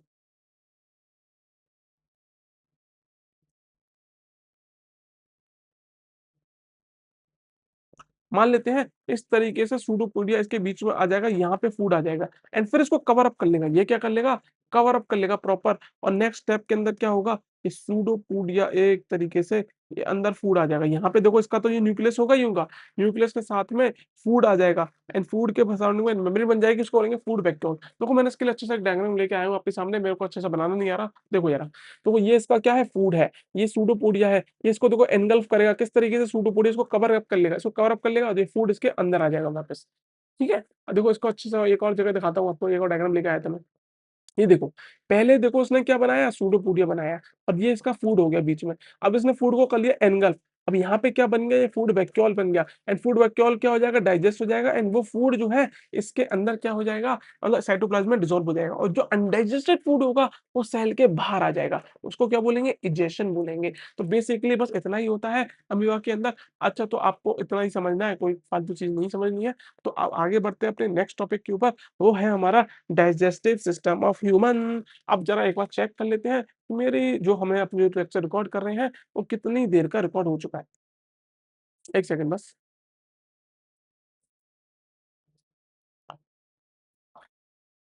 तो हमारे लेक्चर को हो गए हैं 35 मिनट्स, बहुत बढ़िया। चलिए भाई आगे बढ़ते हैं अपन। देखिए, तो डाइजेस्टिव सिस्टम ऑफ ह्यूमन्स की अगर बात करें दोस्तों, तो इसमें क्या होगा देखो, आप समझते हैं ज़रा थोड़ा-सा 1 सेकंड पानी पी लो। हुँ, अब देखो जो भी अपने खाना खा रहे हैं, अपने खाते हैं कॉम्प्लेक्स फूड। अपने क्या खाते हैं दोस्तों? कॉम्प्लेक्स फूड खाते हैं। अब ऐसे कॉम्प्लेक्स फूड का मतलब क्या है? मतलब ये होते हैं मैक्रोमोलेक्यूल्स। कैसे होते हैं? मैक्रोमोलेक्यूल। क्या मतलब है इसका? देखो हमें मैं बेसिकली खाना क्यों खा रहा हूँ? मुझे खाना इसीलिए खाना है, मुझे चाहिए एनर्जी। मुझे क्या चाहिए? एनर्जी, ठीक है? देखो एनर्जी कैसे आएगी वो एनर्जी? देखो मैंने बताया था सेलुलर रेस्पिरेशन के अंदर क्या होता है, जो फूड होता है अपना, जो फूड होगा, जो डाइजेस्टिव सिंपल फॉर्म का फूड होगा, वो O2 की प्रेज़ेंस में वो क्या करेगा? रेस्पिरेशन करेगा एंड वहाँ से क्या निकलेगा? CO2, H2O एंड एटीपी बनती है बेसिकली, है ना? एटीपी ये मेन चीज़ है, जो मुझे काम की है, मेरी क्या है? एटीपी। अब वो एटीपी कैसे बनाई जाएगी? वो बनेगी किससे? फूड से। जहाँ से बहुत ही एकदम क्लियर कॉन्सेप्ट हो जाएगा आपको, मतलब एकदम अंडरस्टैंडिंग 100% पहुँच जाएगी। कैसे बन जाएगी? देखो ज़रा, मैं क्या बता रहा हूँ। मेरे को बात करने के लिए आपसे, चलने के लिए, फिरने के लिए, क्रिकेट खेलने के लिए, कुछ भी कर रहा हूँ, मुझे चाहिए एनर्जी। समझ में आ रही है? अब वो एनर्जी आती है फूड से। कैसे आती है फूड से? जो मेरी सेल्स होती हैं, जो बॉडी के अंदर सारी सेल्स हैं, वहाँ पे होता है सेलुलर रेस्पिरेशन। और उसमें क्या होता है, जो भी फूड हम खाते हैं, वो डाइजेस्ट होता है पहले एंड जो ब्लड के थ्रू ट्रांसपोर्टेशन के थ्रू जो है वो फूड जो है सारी सेल्स के पास बराबर-बराबर पहुँचाया जाता है एंड उस फूड से जो डाइजेस्टेड फूड है उससे बनती है एनर्जी। समझ में आई? अब मैं हर बार बोल रहा हूँ डाइजेस्टेड फूड, क्यों डाइजेस्टेड फूड बोल रहा हूँ? देखो, जो तुमने रोटी खाई, जो भी आपने रोटी, सब्जी कोई भी चीज़ खाई, तो वो डायरेक्टली सेल के पास नहीं लेके जा सकते। वो सेल उससे फूड नहीं बना सॉरी एनर्जी नहीं बना सकती। क्यों नहीं बना सकती? आप जो खाते हैं रोटी उसके अंदर होता है कार्बोहाइड्रेट, उसके अंदर होता है प्रोटीन। ये जो सारी चीज़ें हैं, ये हैं मैक्रोमोलेक्यूल्स। ये क्या है दोस्तों? ध्यान से समझो, ये है मैक्रोमोलेक्यूल्स। जब आप लास्ट में अगले क्लास में 11th क्लास के अंदर बायोमोलेक्यूल्स पढ़ोगे, तो आपको समझ में आएगा कि एक ग्लूकोज़ होता है, ग्लूकोज़ एंड कार्बोहाइड्रेट दोनों में वो डिफरेंस क्या है? ग्लूकोज़ होती है छोटी सिंगल कंपाउंड, एक सिंगल कंपाउंड इसी की चेन बना दूं, इसी के 2 3 5 6 बहुत सारे ग्लूकोज एक चेन बना ले, तो वो कहलाता है कार्बोहाइड्रेट। वो क्या कहलाता है? कार्बोहाइड्रेट। तो समझो कार्बोहाइड्रेट और ग्लूकोज में डिफरेंस है, समझ रहे हो? तो मैं क्या बता रहा हूँ, अब जो सेल है मेरी, वो सेल इस ग्लूकोज को तो कर सकती है, एनर्जी बना सकती है, इससे बर्न करके, इसको सेलुलर रेस्पिरेशन करके एनर्जी एटीपी की फॉर्म में बन सकती है।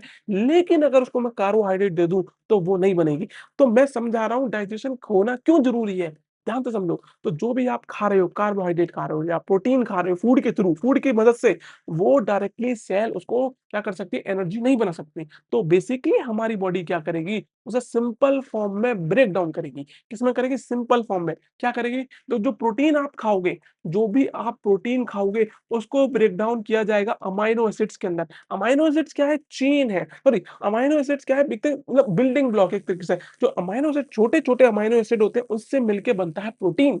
समझ में आया? ग्लूकोज से मिलके बनता है क्या? क्या कहते हैं? कार्बोहाइड्रेट। और जो फैट होता है, फैट में क्या होता है? लिपिड एंड क्या बोलते हैं? लिपिड के जो होते हैं, बेसिकली लिपिड के मॉलिक्यूल्स होते हैं, उनसे मिलके बनता है फैट। समझ में आ रही? समझ में आ रही? ठीक है?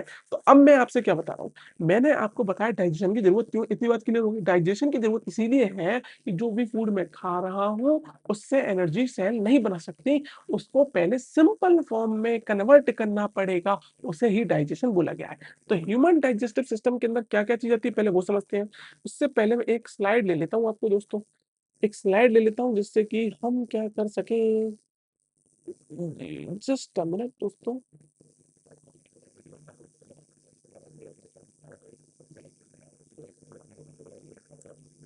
ओके, एक सेकंड बस। हाँ, तो देखिए, डाइजेशन क्या था समझ में आया? डाइजेशन का मतलब समझ में आया कि डाइजेशन क्या होता है? हमारा मोटिव एएमयू के अंदर सिलेक्शन लेना तो है, बट हमें समझना भी तो है। अगर हमें आगे जाके कुछ एग्ज़ाम देना है, कुछ भी चीज़ क्लियर करनी है, तो कॉन्सेप्ट अभी से क्लियर होने चाहिए। हमारे कॉन्सेप्ट अभी से क्लियर होने चाहिए। तो डाइजेशन के अंदर क्या होगा? डाइजेशन के अंदर बेसिकली जो मैक्रो मॉलिक्यूल्स हैं, जो भी मैक्रोमोलेक्यूल्स हैं, ठीक है? एक तरीके से बोल लो कॉम्प्लेक्स सब्सटेंसेस या कॉम्प्लेक्स फूड जो है, बेसिकली इसका करा जाएगा ब्रेकडाउन। इसका करा जाता है डाइजेशन के अंदर, क्या करते हैं दोस्तों? ब्रेकडाउन। किसकी हेल्प से? एंजाइम्स यूज़ होते हैं। यहाँ पे क्या होता है? एंजाइम्स, एक तरीके से एंजाइम्स यूज़ होते हैं जिसको उसको ब्रेक करने में, उनके अंदर बॉन्ड तोड़ने में मदद करते हैं। एंड यहाँ पे बनता क्या है? सिंपल सिंपल फूड बोल सकते हो या फिर मैक्रो मॉलिक्यूल से क्या बन जाएगा वो? एक सेकंड। मैक्रो मॉलिक्यूल से एक तरीके से वो नॉर्मल सिंगल यूनिट बन जाएंगी।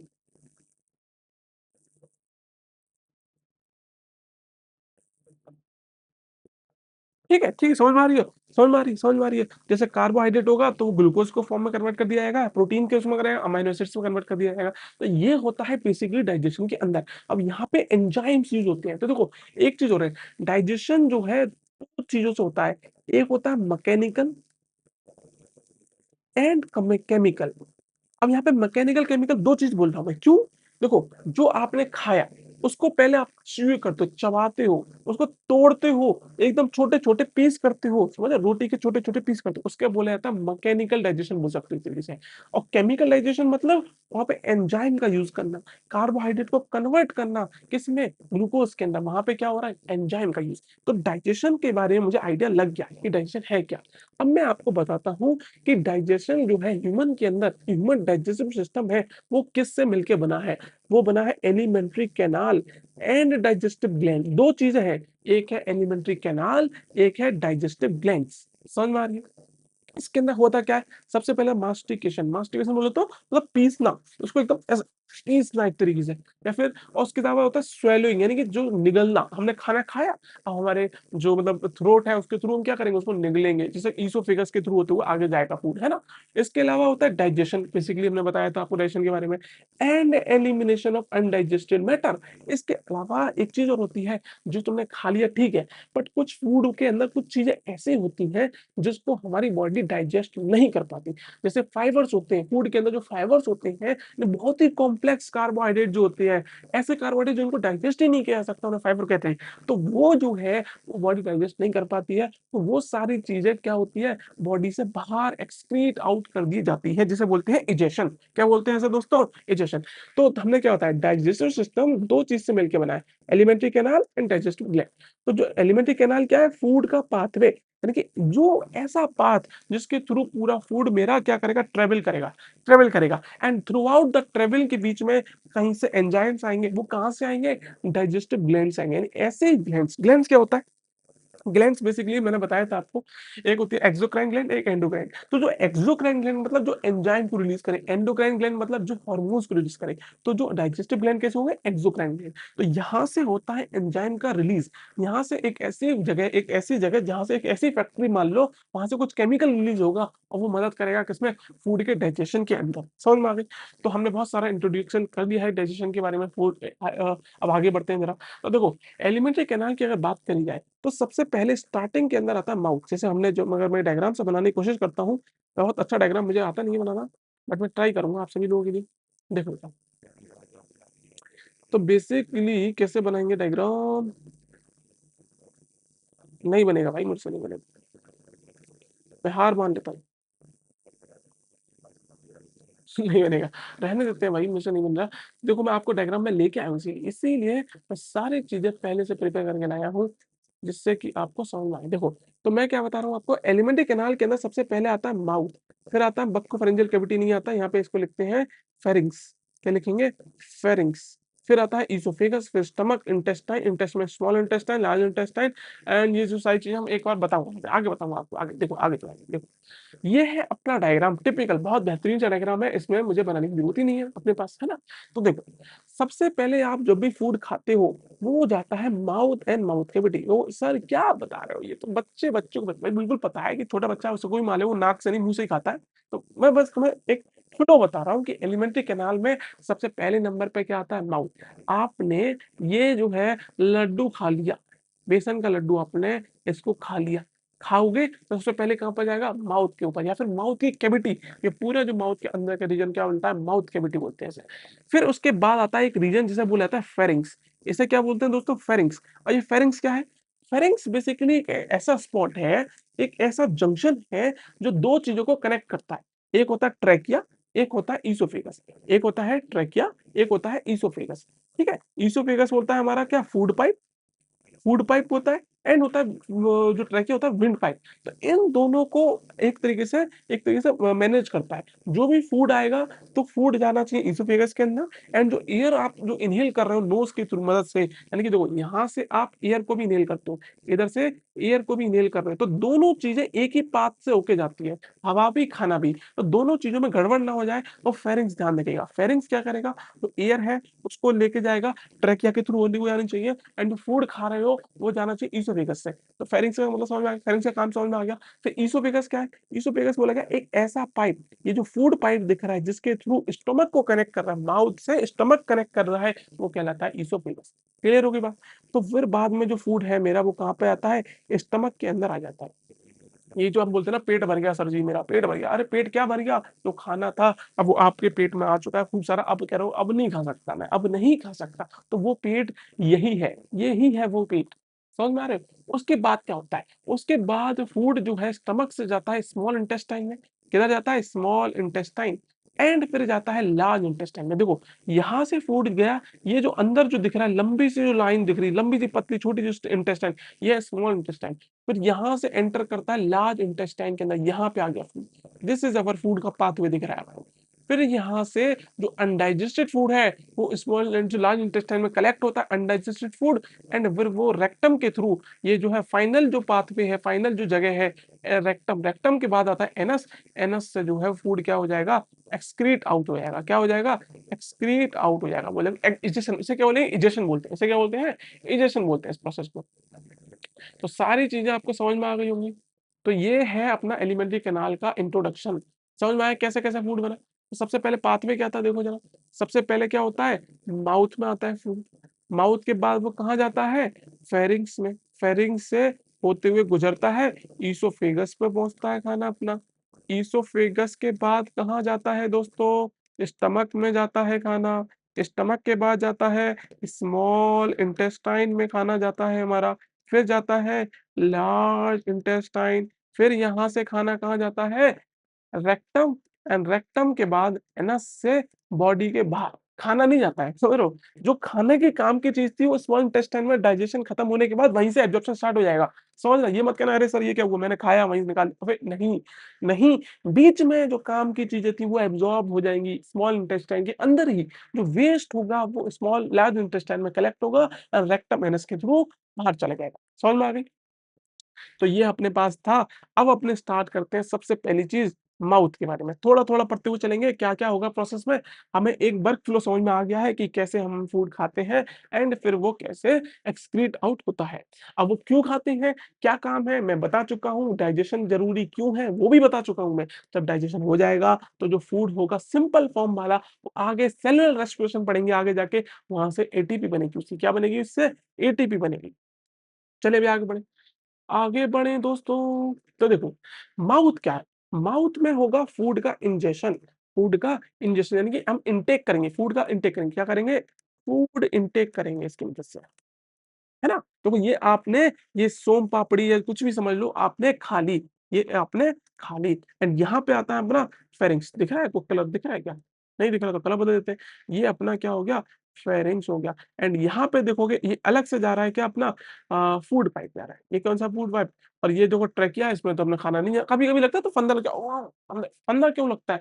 कभी-कभी क्या होता है गलती से खाना जो है ट्रैकिया में चला जाता है। अगर ट्रैकिया में चला गया तो बहुत-बहुत क्या होता है मतलब नुकसान हो सकता है। तो इसीलिए क्या होता है एकदम ट्रकिया से ही एक एक मतलब अंदर से एक वो आता है फंदा लगना यानी बाहर फूड निकलता है वो कहाँ ट्रकिया से बाहर निकाला जाता है फूड। अगर वो अंदर चला गया तो एकदम कोलैप्स हो सकता है आदमी, समझ रहे हो? तो इसीलिए यहाँ पे होता है एक एपिग्लॉटिस। इसके बारे में आपने पढ़ा होगा एपिग्लॉटिस क्या करता है बेसिकली वो जब जब खाना आता है, जब खाना खा रहे होते हैं तो ट्रकिया के ऊपर वो ढक्कन लग जाता है। समझ रहे हो? एपिग्लॉटिस क्या करता है कि जब खाना आ गया तो एपिग्लॉटिस क्या करता है ट्रकिया के ऊपर ढक्कन लग गया तो खाना केवल और केवल किसके अंदर जाना चाहिए? फूड पाइप के अंदर। अब जब एयर ले रहे होते हैं तो बेसिकली वो इसोफेगस के ऊपर ढक्कन लग जाता है और एयर कहाँ जाती है हमारी क्या बोलते हैं ट्रकिया के अंदर। तो समझ रहे हो कितना कर्रा मैकेनिज्म चलता है अपनी बॉडी के अंदर। अच्छा, इसके अलावा क्या होता है देखो, अब जो आपने खाना खाया तो सबसे पहले होता है च्यूइंग आपने चबाते हैं उसको। इसके अलावा मास्टिकेशन एकदम पीस देते हैं, छोटे-छोटे टुकड़े में कर देते हैं। तो क्या करते हैं बेसिकली क्रश करते हैं with the help of teeth. Teeth की हेल्प से हम क्या करते हैं खाने को क्रश करते हैं। एंड एक और चीज़ होती है, एक और चीज़ होती है माउथ के अंदर से यहाँ एक और क्वेश्चन बन सकता है। क्वेश्चन क्या बन सकता है कि डाइजेशन कहाँ से स्टार्ट हो जाता है बॉडी के अंदर? तो डाइजेशन जो है माउथ से ही फूड का स्टार्ट हो जाता है। Digestion starts from mouth. तुम सोचोगे सर अभी तो मैंने माउथ के अंदर खाना खाया है, यहीं पे डाइजेशन स्टार्ट हो गया। हाँ भाई, यहीं पे स्टार्ट हो गया। एक तो देखो मैकेनिकल डाइजेशन स्टार्ट हो गया, तुम जिसको चबा रहे हो, छोटे-छोटे पीस कर रहे हो, ये पहली चीज़ हो गई। दूसरी चीज़ होती है सलाइवा। सलाइवा क्या होता है? जो अपनी लार होती है ना, थूक को उसे बोलते हैं, वो बेसिकली जो माउथ के अंदर क्या होगा, सलाइवा फूड के साथ में होती है मिक्स। क्या होती है? मिक्स होती है। इसका काम क्या होता है? इससे क्या होता है? इससे 2 चीज़ होती है सलाइवा से। सलाइवा से क्या होता है, एक तो स्वेलिंग में मदद कर स्वैलोइंग में मदद करता है, यानी कि खाने को निगलने में मदद करता है। अगर तुम सूखा हो गया मुँह मतलब कुछ ना हो, तो तुम क्या कर सकते हैं, क्या मतलब उसको खाना यानी अंदर निगलने में, सटकने में क्या होता है दिक्कत आएगी, ठीक है? एक चीज़ तो ये हो गई। दूसरी चीज़ क्या होती है, इस सलाइवा के अंदर क्या होता है, सलाइवा कंटेन एंजाइम। इसके अंदर भी एक एंजाइम होता है, उस एंजाइम का नाम होता है टाइलिन। याद रख लो, इस एंजाइम का नाम क्या है? टाइलिन। एक और नाम होता है, वो भी याद रखो। 2 नाम होते हैं, एक उसको बोलता है सलाइवरी अमाइलेज भी बोला जाता है, उसको सलाइवरी अमाइलेज भी बोला जाता है। याद रखोगे? क्या याद रखोगे? ये सलाइवा है मेरा, इसमें एक एंजाइम है जिसका नाम टाइलिन है और दूसरा नाम होता है सलाइवरी अमाइलेज। इसका काम क्या होता है सर? इसका काम क्या होता है? देखो, जो आपने फूड खाया उसके अंदर जो कार्बोहाइड्रेट होगा, ठीक है? उसको अंदर एक सेकंड आगे बढ़ते हैं ज़रा। इसके अंदर एक एक एक काम करते हैं, एक पेज ऐड कर लेते हैं। इसके अंदर एक स्लाइड ऐड कर लें दोस्तों। एक स्लाइड को ऐड कर दिया जाए।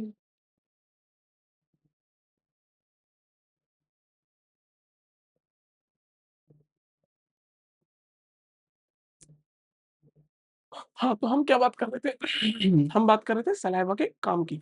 सलाइवा का क्या फंक्शन होता है? इसको भी रफ कर लेंगे एकदम अरे भाई अपने नॉर्मल क्लास में पढ़ते थे तो सब रफ करते हैं, नहीं करते हैं? तो हम भी कर रहे हैं रफ, क्या दिक्कत है? ये मत बोलना कि सर कमी हो गई क्या पेज की? नहीं भाई। ये तो थोड़ा बहुत चलता रहता है। देखो, तो मैं क्या बता रहा था आपको, सलाइवा के अंदर क्या प्रेज़ेंट है दोस्तों? सलाइवरी अमाइलेज़। सलाइवरी अमाइलेज़ क्या होता है? एक एंजाइम होता है। सलाइवा के अंदर तो वाटर तो मिलेगा, मोस्टली वाटर ही होता है। इसके अंदर सलाइवरी अमाइलेज़ एंजाइम प्रेज़ेंट है ना? इसके अलावा इसके पास क्या होता है? लाइसोज़ाइम भी प्रेज़ेंट होता है। जैसे वो उसमें इन्वॉल्व नहीं है, केवल तुम याद रखो सलाइवरी अमाइलेज़ प्रेज़ेंट होता है इसके अंदर। क्या होता है? सलाइवरी अमाइलेज़। अब इसका काम क्या होता है? जो कार्बोहाइड्रेट आप खा रहे हो, जो फूड के अंदर कार्बोहाइड्रेट है, उसको कन्वर्ट किया जाता है माल्टोडेक्स्ट्रिन। एक सेकंड इसको मिटा देते हैं इसको पहले। वो क्या करता है देखो इससे फिर से बता दो, फिर से बता दो। कार्बोहाइड्रेट बोलो या फिर माल्टाडेक्स्ट्रिन को सिंपल फॉर्म बोलो डेक्स्ट्रिन। तो इतना नहीं आएगा, इतना तुम्हारे पेपर में नहीं आएगा, तुम्हारे पेपर में इतना नहीं आएगा। तुम बस याद रख लो, यहाँ पे एक तरीके से समझ लो कॉम्प्लेक्स फॉर्म होती है किसकी? किसकी कॉम्प्लेक्स फॉर्म होती है? कार्बोहाइड्रेट की। उसको कन्वर्ट करा जाता है सिंपल फॉर्म के अंदर। एक और चीज़ बताता हूँ आपको, एक और चीज़ बताता हूँ। जैसे मान लो ये कार्बोहाइड्रेट के अंदर ये कार्बोहाइड्रेट जो है, ये मान लो इतने सारे मतलब इतने सारे ग्लूकोज़ के मॉलिक्यूल से मिलके बना है। 1, 2, 3, 4, 5, 6, 7 इतने सारे ग्लूकोज़ मिलके एक चेन बनाए हुए हैं, ठीक है? अब मान लो सलाइवरी अमाइलेज़ क्या करेगा, वो क्या करेगा उसको 2-3 बॉन्ड तोड़ देगा। वो एक तरीके से इस तरीके से बना देगा। समझ में आ रही है? मान लो अगर ये 9 से बना है, ये अगर 9 मॉलिक्यूल्स मिलके जुड़े हुए थे एक चेन में, उन्हें थोड़े तोड़ दिया। तो यानी कि इसमें थोड़ा-सा काम कर दिया, पूरा डाइजेशन नहीं हुआ है कार्बोहाइड्रेट का भी, पूरा डाइजेशन नहीं हुआ, उसने थोड़ा काम कर दिया। थोड़ा काम कर दिया किसने? सलाइवरी अमाइलेज़ ने। समझ में आई? तो पहली चीज़ जो डाइजेशन हो गया हमारे माउथ से स्टार्ट हो जाता है, ये चीज़ याद रख लो। जो डाइजेशन है हमारी बॉडी के अंदर वो माउथ से स्टार्ट हो जाता है, किसकी वजह से? सलाइवरी अमाइलेज़ या फिर टाइलिन दूसरा नाम है एंजाइम का। समझ में आ गई? इतनी बात क्लियर हो गई? अभी प्रोटीन का डाइजेशन स्टार्ट नहीं हुआ। एक चीज़ प्रोटीन का डाइजेशन माउथ से नहीं, वो कहाँ होता है? वो स्टमक से स्टार्ट होता है, ठीक है? आगे बढ़ें, आगे बढ़ें। अच्छा एक और चीज़ बताते हैं टीथ्स के बारे में। टीथ जो होते हैं हमारे बॉडी हमारे ह्यूमन्स के अंदर, एक होता है इंसाइज़र इंसीजर्स बोलते हैं, एक होता है कैनाइन्स, एक होता है प्रीमोलर्स एंड मोलर्स। ये याद रख लो चाहे तो अगर पूछ लिया जाए। तो बेसिकली जो इंसीजर होते हैं वो टियरिंग में काम करते हैं, नहीं? और कैनाइन होते हैं शायद टियरिंग में। कैनाइन का काम क्या होता है? टियरिंग। फाड़ना, आपको रैपर फाड़ते हैं तो कैनाइन वाला टीथ को यूज़ करते हैं बेसिकली, है ना? और जो प्रीमोलर्स, मोलर्स का काम होता है च्यूइंग में होता है बेसिकली और इंसिजर्स का काम होता है काटने में, काटते हैं तो आगे वाले टीथ आते हैं बेसिकली, ठीक है? कट करने में, ये टियर करने में कैनाइन का काम हो गया। तो बेसिकली आपको इतना पढ़ना है या नहीं पढ़ना, तो एक चीज़ याद रख लो आप इसका, एक डेंटल फ़ॉर्मूला याद कर लो, एक 21-23, 21-23 ये याद कर लो। ये एक डेंटल फ़ॉर्मूला होता है, अगर कभी पूछ लिया जाए एएमयू के अंदर, तो आपको याद कर लेना है। ये हम 11th के अंदर पढ़ोगे, इसमें डेंटल फ़ॉर्मूला बेसिकली कुछ नहीं है, 2 होते हैं इंसिजर्स, ये देखो ये वाले हो गए इंसिजर, एक ऐसा देखो मैं बता ही देता हूँ डेंटल फ़ॉर्मूला क्या होता है। देखो जो अपना जो पैलेट है, अपना पैलेट है नहीं पैलेट है, वो एक अपर जॉ, एक लोअर जॉ। अगर मैं केवल एक जॉ की बात करूँ, ऊपर वाले जॉ की बात करूँ, जस्ट सपोज़ ऊपर वाले जॉ की बात करूँ, तो उसके अंदर मैं सारी चीज़ों का हाफ कर दूँ। क्या कर दूँ? हाफ कर दूँ, तो वहाँ पे क्या मिलेगा? 2 मिलेंगे तुम्हें इंसिजर्स, 1 मिलेगा कैनाइन, 2 मिलेंगे प्रीमोलर एंड 3 मोलर्स। तो ये टीथ का एक तरीके से बता रहे हैं कि कैसे-कैसे टीथ होते हैं। तो अगर मैं ऊपर वाले पैलेट या लोअर जॉ या अपर जॉ, एक जॉ कोई सा भी एक जॉ उठा लूँ, उसके मैं जितने भी सेट ऑफ टीथ है यानी सारे टीथ में से हाफ कर दूँ, केवल इधर वाले टीथ को भी काउंट करूँ, तो मुझे मेरे 2 इंसिजर मिलेंगे, 1 कैनाइन टीथ मिलेगा, एक 2 प्रीमोलर्स एंड 3 मोलर्स। इसी का ही डुप्लीकेट इधर साइड सेम होगा। समझ में आ रही है? तो जैसे यहाँ पे टीथ उसी का डुप्लीकेट इधर मिलेगा। तो यहाँ पे 2123 जो है, 2123 यानी ऊपर वाला सेट, 2123 नीचे वाला सेट। तो इसका फ़ॉर्मूला केवल इस तरीके से बनता है, तुम चाहो तो याद कर लो ना, ठीक है? इतनी बात है, इतना ही याद करना है अभी, ठीक है? अब टीथ के बाद आते हैं फेरिंक्स की बात। तो फेरिंक्स का काम क्या है देखो, फेरिंक्स मैंने बताया था, देखो एक नेज़ल कैविटी यानी यहाँ से एयर जा रही है, इधर से क्या जा रही है? एयर और यहाँ से खाना जा रहा है, यहाँ से टंग की हेल्प से खाना जा रहा है। तो ये जो पॉइंट है बेसिकली ये दिस इज़ कॉल्ड फेरिंक्स। तो एयर को और फूड को दोनों को अपने-अपने रास्ते में पहुँचाने का काम किसका होता है? फेरिंक्स का होता है। इतना ही काम है, इतना ही याद कर लो। तो इतना ही याद कर लो, इतना कोई ज़रूरत की काम नहीं है, इसमें और कुछ नहीं पढ़ना। फिर आता है ईसोफेगस। ईसोफेगस किसे बोलते हैं? फूड पाइप को बोला जाता है दोस्तों ईसोफेगस। अच्छा, अच्छा देखो ईसोफेगस का डायग्राम है अपने पास? हाँ, देखो ये रहा। तो ईसोफेगस में क्या होता है? देखो इस तरीके का एक फूड पाइप होता है, जहाँ से खाने का ट्रैवल करता है खाना। एक और चीज़ याद रखिए ईसोफेगस में नो डाइजेशन, यहाँ पे कोई एंजाइम नहीं आता, इधर कोई डाइजेशन नहीं होता, इसको याद कर लेना। याद करके समझ लो पहले अब खाना चलते थोड़ी डाइजेस्ट होगा। वो तो केवल एक रास्ता दे रहा है, खाने को यहाँ से पेट तक पहुँचाने का रास्ता है ये। और देखो, यहाँ पे जो फूड का ट्रांसपोर्ट होता है वो पेरिस्टलिक मूवमेंट से होता है, ये इम्पोर्टेंट है, ये इस पे क्वेश्चन पूछ सकते हैं। ऐसा क्या होता है इसमें देखो, बेसिकली मसल्स जो होती हैं, क्या होती हैं? कॉन्ट्रैक्ट करती हैं और फिर आगे की रिलैक्स करती हैं। यानी खाना ऐसा नहीं देखो, ये मेरे पास एक पाइप है, मैंने कुछ खाना डाला, तो ऐसा नहीं एकदम फटाक से ना वुज़ू ग्रेविटी से एकदम गिरते हुए चला जाएगा, नहीं, वो स्लोली फूड जाएगा। ये जो फूड है, ये हो सकता था कि डायरेक्टली आपने खाना खाया और वो एकदम स्पीड से गया, नहीं, यहाँ पे पेरिस्टाल्सिस मूवमेंट होता है। कॉन्स्टेंट मूवमेंट में क्या होता है, यहाँ से एक बार कॉन्ट्रैक्शन होगा, इधर से रिलैक्स होगा, तो थोड़ा-सा मूवमेंट होगा, फिर इधर से कॉन्ट्रैक्ट होगा, फिर थोड़ा-सा रिलैक्स होगा। तो देखो पहले इधर आगे हल्के-हल्के फूड मूव करते हुए कहाँ पे जाएगा, स्टमक के पास जाता है। ठीक है, इतनी बात क्लियर हो गई? तो तुम्हें क्या याद रखना है, ईसोफेगस में फूड जो है पेरिस्टाल्सिस मूवमेंट के थ्रू जाता है एंड वो जो है ईसोफेगस को, स्टमक को फूड क्या करता है, ट्रांसपोर्ट करता है।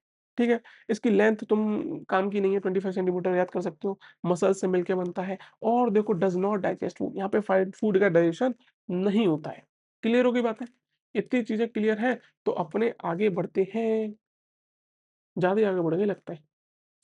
ये देखा। अब आती है बात स्टमक की। स्टमक क्या है? जे शेप्ड एक मस्कुलर ऑर्गन है। जैसे इसोफेगस था, फूड आ गया हमारे पास, स्टमक के पास आ गया। अब स्टमक जो है बेसिकली इसोफेगस और इन स्मॉल इंटेस्टाइन के बीच का पार्ट होता है। तो यानी कि इसोफेगस यहाँ से कनेक्ट करता है एंड जो बाद में फूड जो होगा स्टमक से रिलीज़ होगा तो कहाँ पे पहुँचेगा? स्मॉल इंटेस्टाइन में पहुँचेगा। ठीक है? अब होता क्या है यहाँ पे? यहाँ पे बेसिकली फूड का सॉरी स्टमक का काम क्या है? कुछ टाइम के लिए फूड यहाँ स्टोर होगा एंड थोड़ा बहुत डाइजेशन यहाँ पे होगा। पहले हुआ माउथ के अंदर, ठीक है? फिर होता है स्टमक के अंदर। स्टमक के अंदर कुछ मस्कुलर वॉल्स मिलती हैं, जो उसको क्या करती हैं? ग्राइंड करती हैं। एक तरीके से यहाँ पर रगे प्रेज़ेंट होते हैं स्टमक के अंदर। अभी 11th में पढ़ेंगे, वो नहीं पढ़ना मैं। एक चीज़ याद रखो, यहाँ पे गैस्ट्रिक ग्लैंड्स होती हैं, यानी कि इनकी वॉल्स के अंदर देखो, अब मैं आगे बताता हूँ आपको ज़रा। देखो, जैसे ये स्टमक है ना, तो यहाँ की जो दीवार है एक तरीके से इनकी जो स्किन है, इधर मिलती हैं कुछ ग्लैंड्स, इधर मिलती हैं गैस्ट्रिक ग्लैंड्स बोला जाता है और उन ग्लैंड से क्या होगा? एंजाइम रिलीज़ होगा। यहाँ से क्या होता है दोस्तों? एंजाइम्स रिलीज़ होते हैं, ठीक है? और वो एंजाइम्स क्या करेंगे बेसिकली आगे जाके डाइजेशन करेंगे। क्या करेंगे? डाइजेशन करेंगे। क्लियर हो गई बातें? आगे बढ़ें ज़रा, आगे बढ़ें। स्टमक का फंक्शन क्या है? तो मैंने बताया था फूड को टेम्परेली स्टोर करेगा आफ्टर द स्वेलिंग, चर्निंग होगी यहाँ पे चर्निंग होगी। जिस चर्निंग का मतलब क्या होता है? फूड को मिक्स किया जाएगा सेमी लिक्विड जिसको बोलते हैं काइमी, काइम।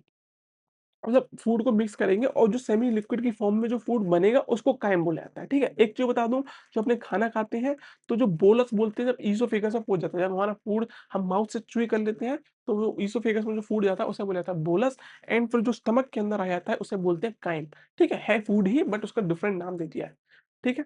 अब होगा क्या कि सीक्रेट होगा गैस्ट्रिक जूसेस, यानी कि जो स्टमक है, स्टमक से एंजाइम रिलीज़ होंगे। अब देखो, अब यहाँ पे ज़रा ध्यान से समझते हैं ज़रा। देखो, आपने जो खाना खाया, इसोफेगस से जो खाना खाया, स्टमक के अंदर होता है बेसिकली एसिडिक एनवायरनमेंट। अब जो एसिडिक एनवायरनमेंट कैसे होता है? जो स्टमक की वॉल्स हैं, वहाँ से ही एचसीएल रिलीज़ होता है एंड जो एसिड जो हमारा स्टमक है, उसके अंदर एनवायरनमेंट पूरा एसिडिक कन्वर्ट कर दिया जाता है।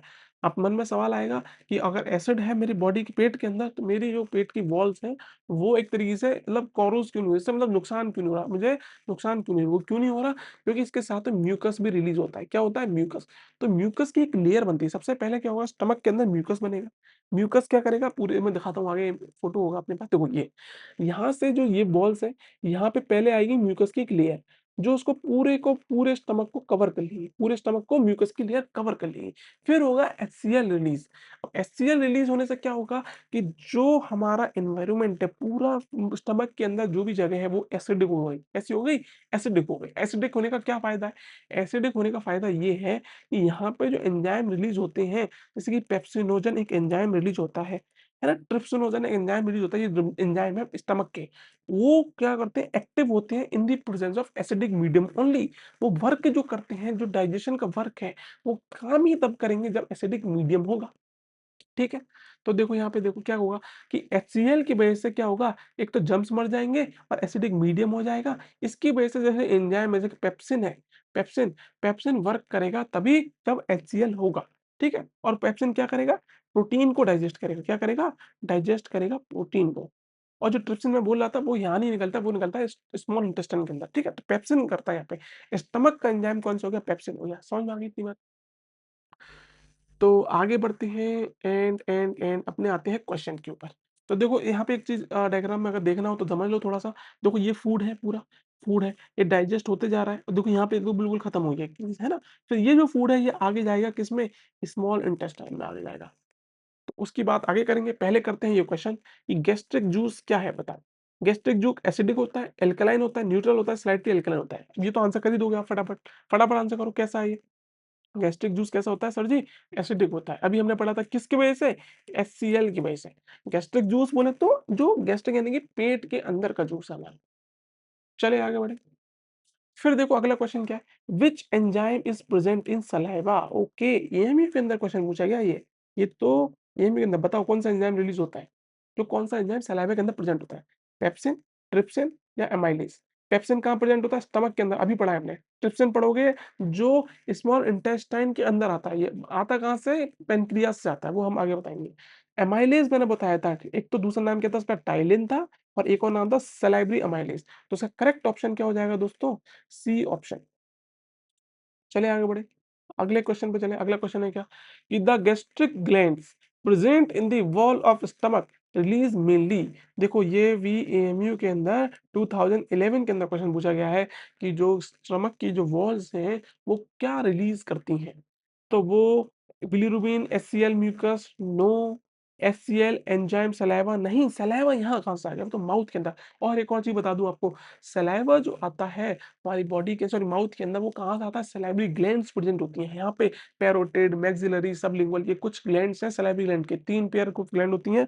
हमें नहीं पढ़ना अभी कोई काम की नहीं है, बट मैं बता रहा हूँ यहाँ से सलाइवा रिलीज़ होता है, ठीक है? याद रखना इसको।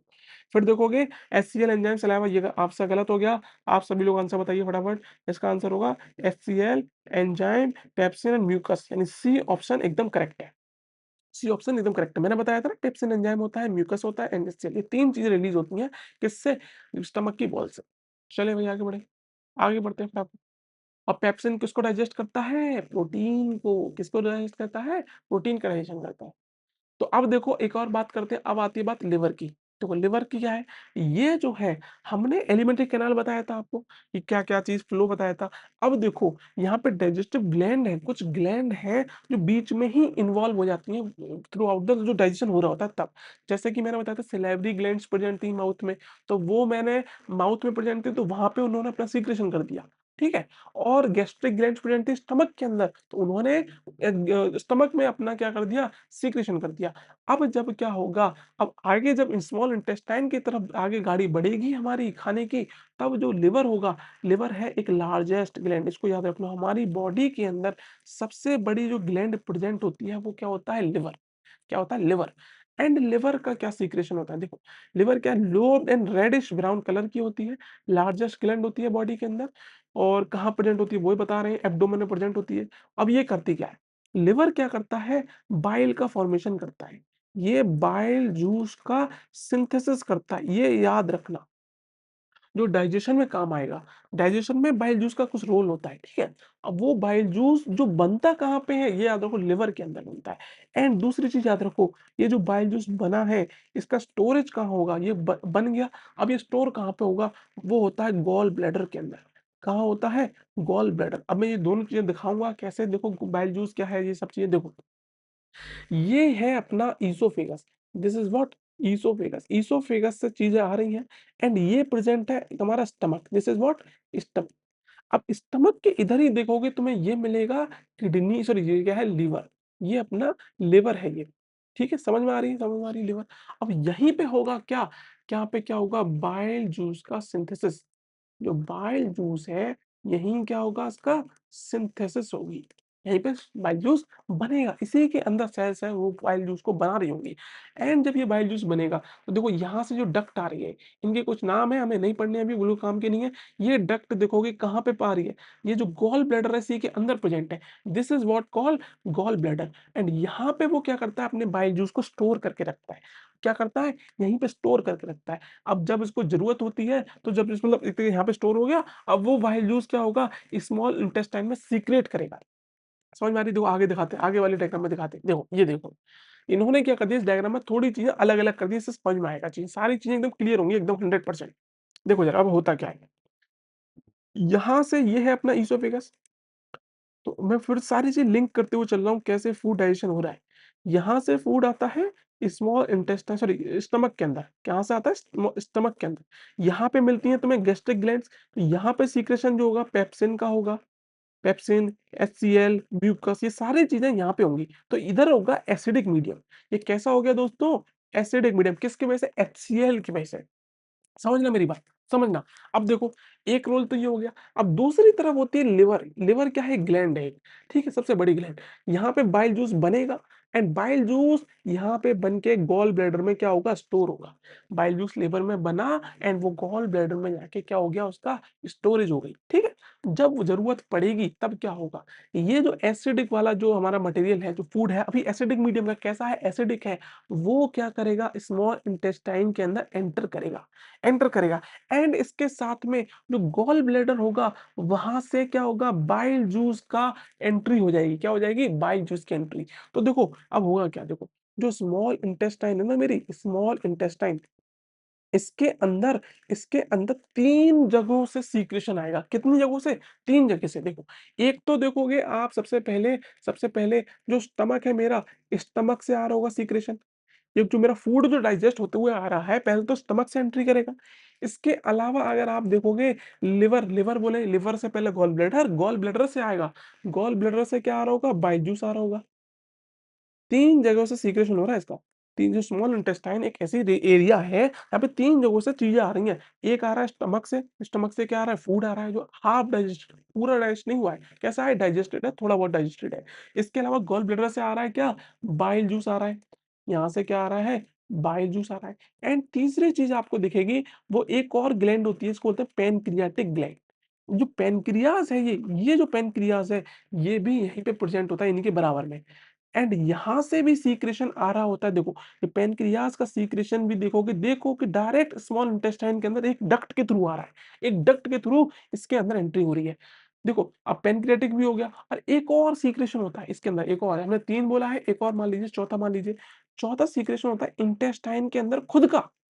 जैसे गैस्ट्रिक ग्लैंड्स थी, वैसे इंटेस्टाइनल ग्लैंड्स होती हैं, उनमें इंटेस्टाइनल जूस निकलता है। इंटेस्टाइनल जूस भी रिलीज़ होता है। यानी कि कुछ एंजाइम इंटेस्टाइन अपनी बॉडी से यानी अपने आप अपनी वॉल से खुद रिलीज़ कर रही है। एक तो वो हो गया, एक पैनक्रियाज़ से आ रहा है जूस, पैनक्रियाटिक जूस हो गया, उसके अंदर भी एंजाइम्स होंगे एंड इसके अलावा लिवर से होते हुए, गॉल ब्लैडर से होते हुए आता है बाइल जूस। कौन-सा जूस आता है? बाइल जूस आता है। अब मैं इनके काम आगे बताऊँगा, क्या काम है, क्या रोल है इनका। अब देखो आगे बढ़ते हैं ज़रा। अच्छा, एक और चीज़ होती है स्मॉल इंटेस्टाइन में 3 बॉडी पार्ट है। स्मॉल इंटेस्टाइन बहुत लंबी एक वो होती है। अब ये चलो आगे पढ़ ही लेंगे, आगे ही पढ़ेंगे, कोई दिक्कत वाली बात नहीं है। तो देखो इतनी बात तुम्हें क्लियर हो गई होगी, इतनी चीज़ तुम्हें अगर क्लियर हो गई है, तो थोड़ा-सा आगे बाइल जूस के बारे में बात करते हैं। देखो, तो जो स्टमक से मेरे पास फूड आया, तो उसके अंदर मैंने बताया था ना जो भी कुछ होगा उसमें कार्बोहाइड्रेट होंगे, फैट्स होते हैं एंड प्रोटीन्स होती हैं। 3 चारों चीज़ें होती हैं, विटामिन्स वगैरह होती हैं, वो अलग है, उसकी बात नहीं कर रहे हैं, है ना? तो ये तीनों 4 चीज़ें मैक्रोमोलेक्यूल्स हैं, मैक्रोन्यूट्रिएंट बोल सकते हैं, ये होते हैं, ठीक है? तो कार्बोहाइड्रेट मैंने बताया था माउथ में सबसे पहले डाइजेशन स्टार्ट हो गया था इसका। क्या हो गया था? माउथ में सलाइवा मैनेज की हेल्प से। तो प्रोटीन का मैंने बताया था कि प्रोटीन जो है पेप्सिन की मदद से, पेप्सिन एंजाइम की मदद से प्रोटीन का डाइजेशन भी स्टार्ट हो चुका था। ठीक है, कहाँ पे? स्टमक के अंदर, ठीक है? अब देखो जो फैट है, फैट का डाइजेशन अभी तक स्टार्ट नहीं हुआ है। फैट का डाइजेशन स्टार्ट नहीं हुआ है। तो फैट का डाइजेशन कराने में रोल प्ले करता है बाइल जूस। ये बाइल जूस क्या है? सबसे पहली चीज़, एक और चीज़ देखो, अभी तक जो आपने देखा, अभी तक आपने देखा कि स्टमक के अंदर था एसिडिक मीडियम। कैसा मीडियम था? एचसीएल की वजह से एसिडिक मीडियम। अब वो जो फूड है, उसको जाना है इंटेस्टाइन के अंदर। देखो, इंटेस्टाइन के अंदर जो एंजाइम्स होते हैं, वो काम करते हैं एल्कलाइन मीडियम के अंदर। एल्कलाइन बोले तो बेसिक मीडियम। कैसा मीडियम होता है? Basic medium. तो समझो, ज़रूरत समझो, जो स्टमक के अंदर फूड है वो है एसिडिक और आगे इंटेस्टाइन में जो एंजाइम काम करने वाले हैं उनकी दादागिरी है कि मैं तो तभी काम करूँगा जब मीडियम कैसा होगा? कैसा बेसिक मीडियम होगा। तो वहाँ का एनवायरनमेंट बेसिक करने के लिए बाइल जूस जो होता है वो बेसिक एनवायरनमेंट प्रोवाइड करता है। यानी कि बाइल जूस कैसा होता है, बेसिक होता है इन नेचर, जिसकी वजह से पहले तो वो न्यूट्रलाइज़ करेगा, किसको? जो एसिडिक मीडियम आ रहा है उसमें मिलके न्यूट्रलाइज़ होगा और बाइल जूस रिलीज़ होगा, जिससे वो मीडियम कैसा होने लगेगा, बेसिक मीडियम होने लगेगा। ठीक है? इसके अलावा बाइल जूस एक और काम कर रहा है, वो कर रहा है इमल्सिफाइज़ द फैट। मैंने आपको बताया फैट का डाइजेशन स्टार्ट नहीं हुआ है। अब ये इमल्सिफाई ऑफ फैट का मतलब क्या होता है? देखो, यहाँ पे जो फैट के ग्लोब्यूल्स होते हैं बहुत बड़े-बड़े होते हैं। कैसे होते हैं फैट के ग्लोब्यूल्स? बड़े-बड़े फैट के ग्लोब्यूल्स होते हैं एंड यहाँ पे बाइल जूस जो है इस पे जाके जुड़ जाता है। यहाँ बाइल जूस जुड़ने की वजह से क्या होता है? इनके छोटे-छोटे टुकड़े हो जाते हैं। अभी भी फैट ही है, अभी भी फैट ही है, बस उसके बड़े-बड़े ग्लोब्यूल्स से छोटे-छोटे टुकड़े हो गए। क्यों? आगे जब एंजाइम की रिएक्शन होगी तो थोड़ा उसका डाइजेशन में हेल्प मिलेगी। जल्दी डाइजेशन होगा और बोलेंगे तो इफेक्टिवली डाइजेशन होगा। अगर एक बड़ा मॉलिक्यूल है, उसके कंपैरिज़न में छोटे-छोटे मॉलिक्यूल्स हैं। अब छोटे-छोटे मॉलिक्यूल्स नहीं, छोटे-छोटे पीसेस बोल सकते हो, ठीक है? ग्लोब्यूल्स बड़े ग्लोब्यूल्स से छोटे-छोटे ग्लोब्यूल्स में तोड़ दिया जाता है, ठीक है?